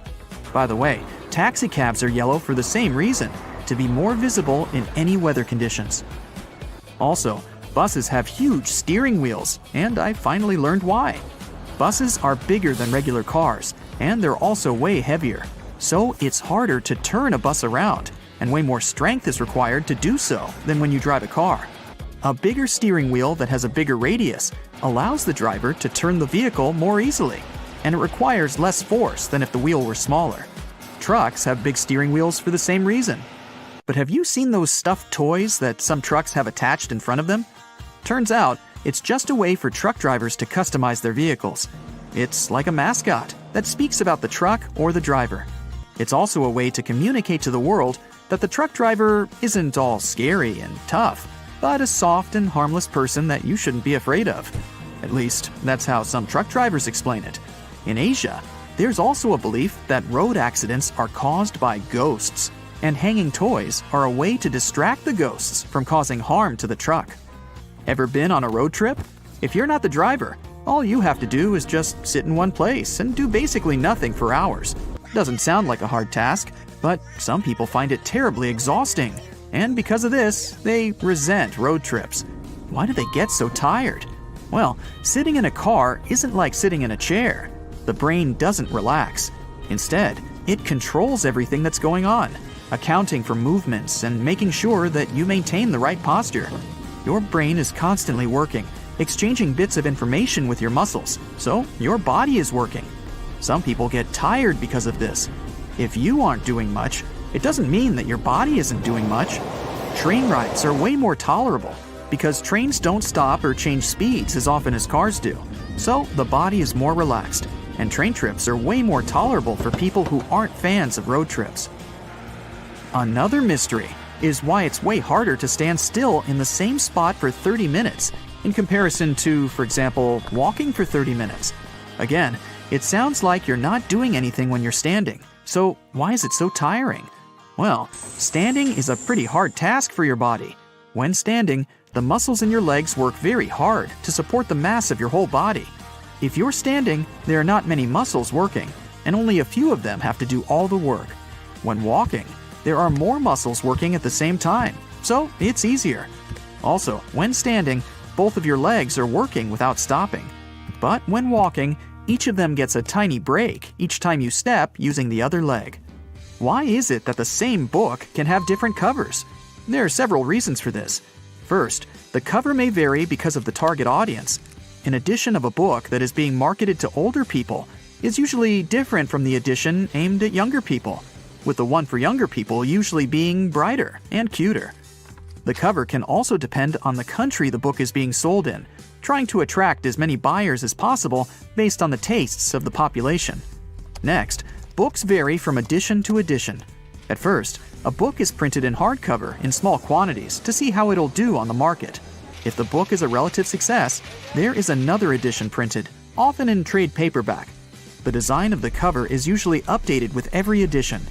Also, if a book has a movie based on it, there is usually another edition that follows. This edition will take advantage of the movie and use a movie scene as the cover, making it recognizable for people who saw and liked the movie, and encouraging them to buy a copy of the book.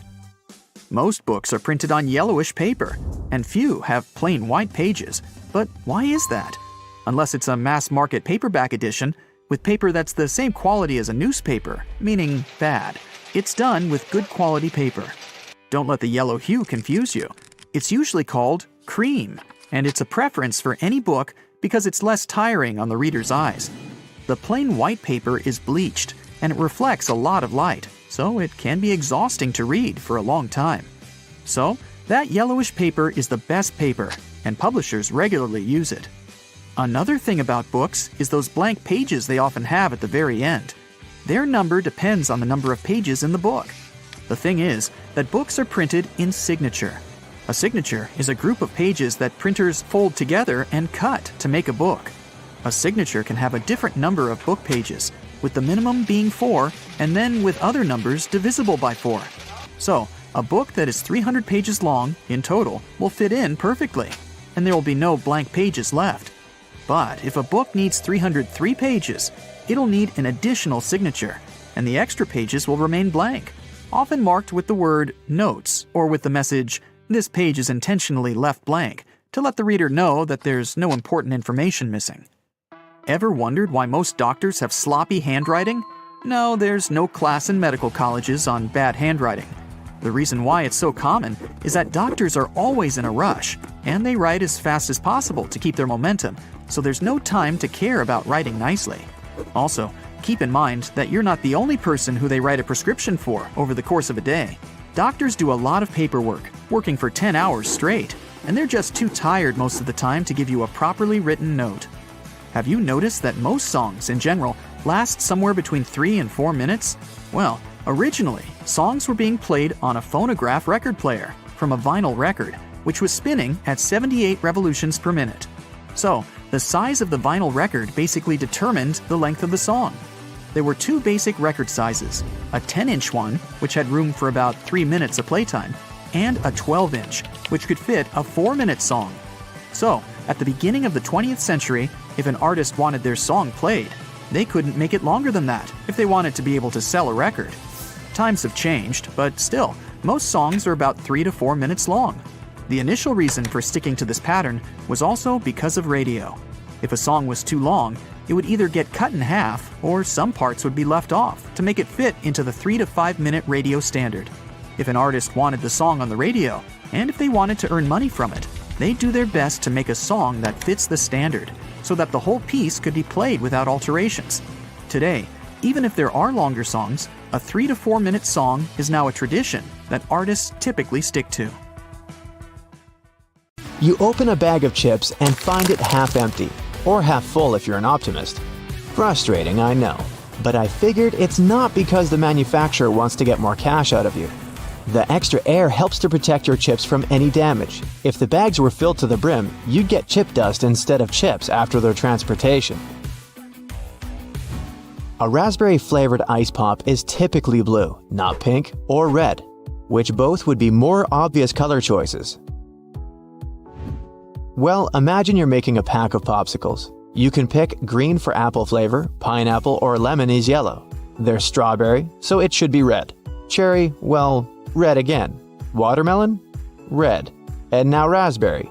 Yeah, red. But 4 reds are definitely way too many, and people won't tell the difference between them easily. So, at first, both strawberry and cherry flavors were red, but of different shades. The watermelon one was pink. They made the raspberry ones of a deep dark red dye. Then, scientists proved that that dye might be dangerous, so it was banned.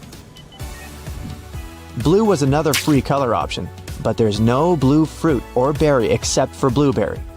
And it's not a very popular flavor, so manufacturers started to paint raspberry blue.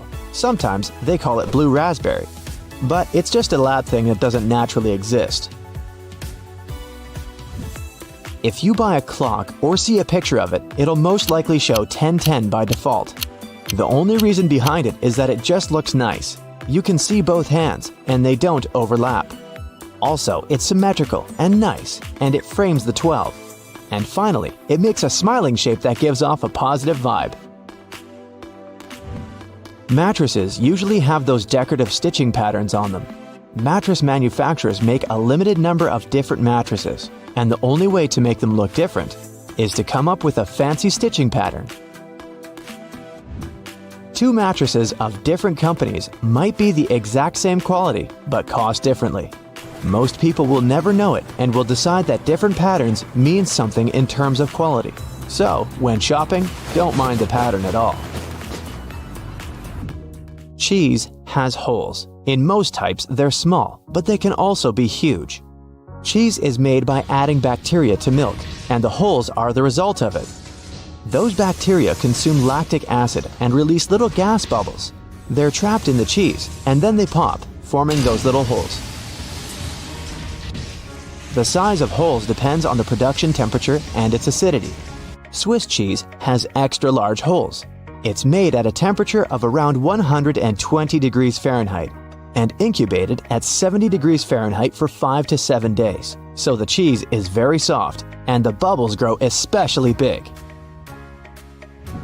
All coins have ridges, but have you ever wondered why?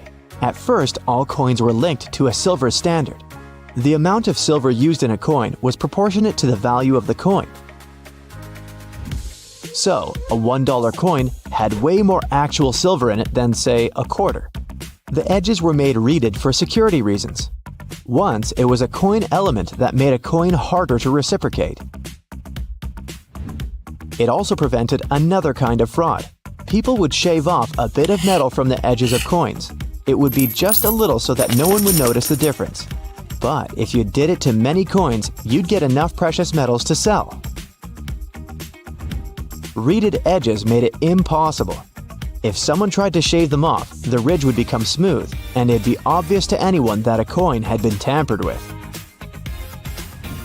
Nickels and pennies didn't have them because they were made of inexpensive metals, so there was no sense in protecting them.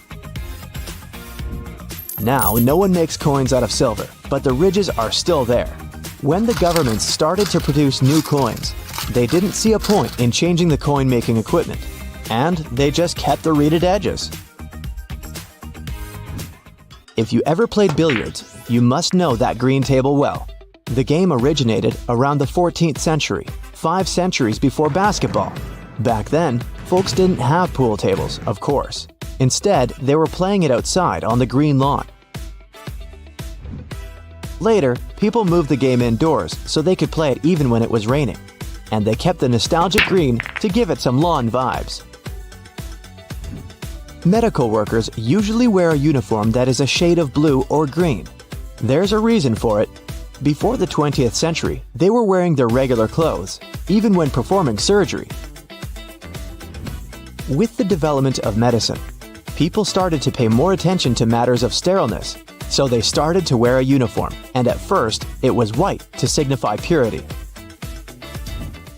The problem was that some stains were very hard to wash off from the white uniform.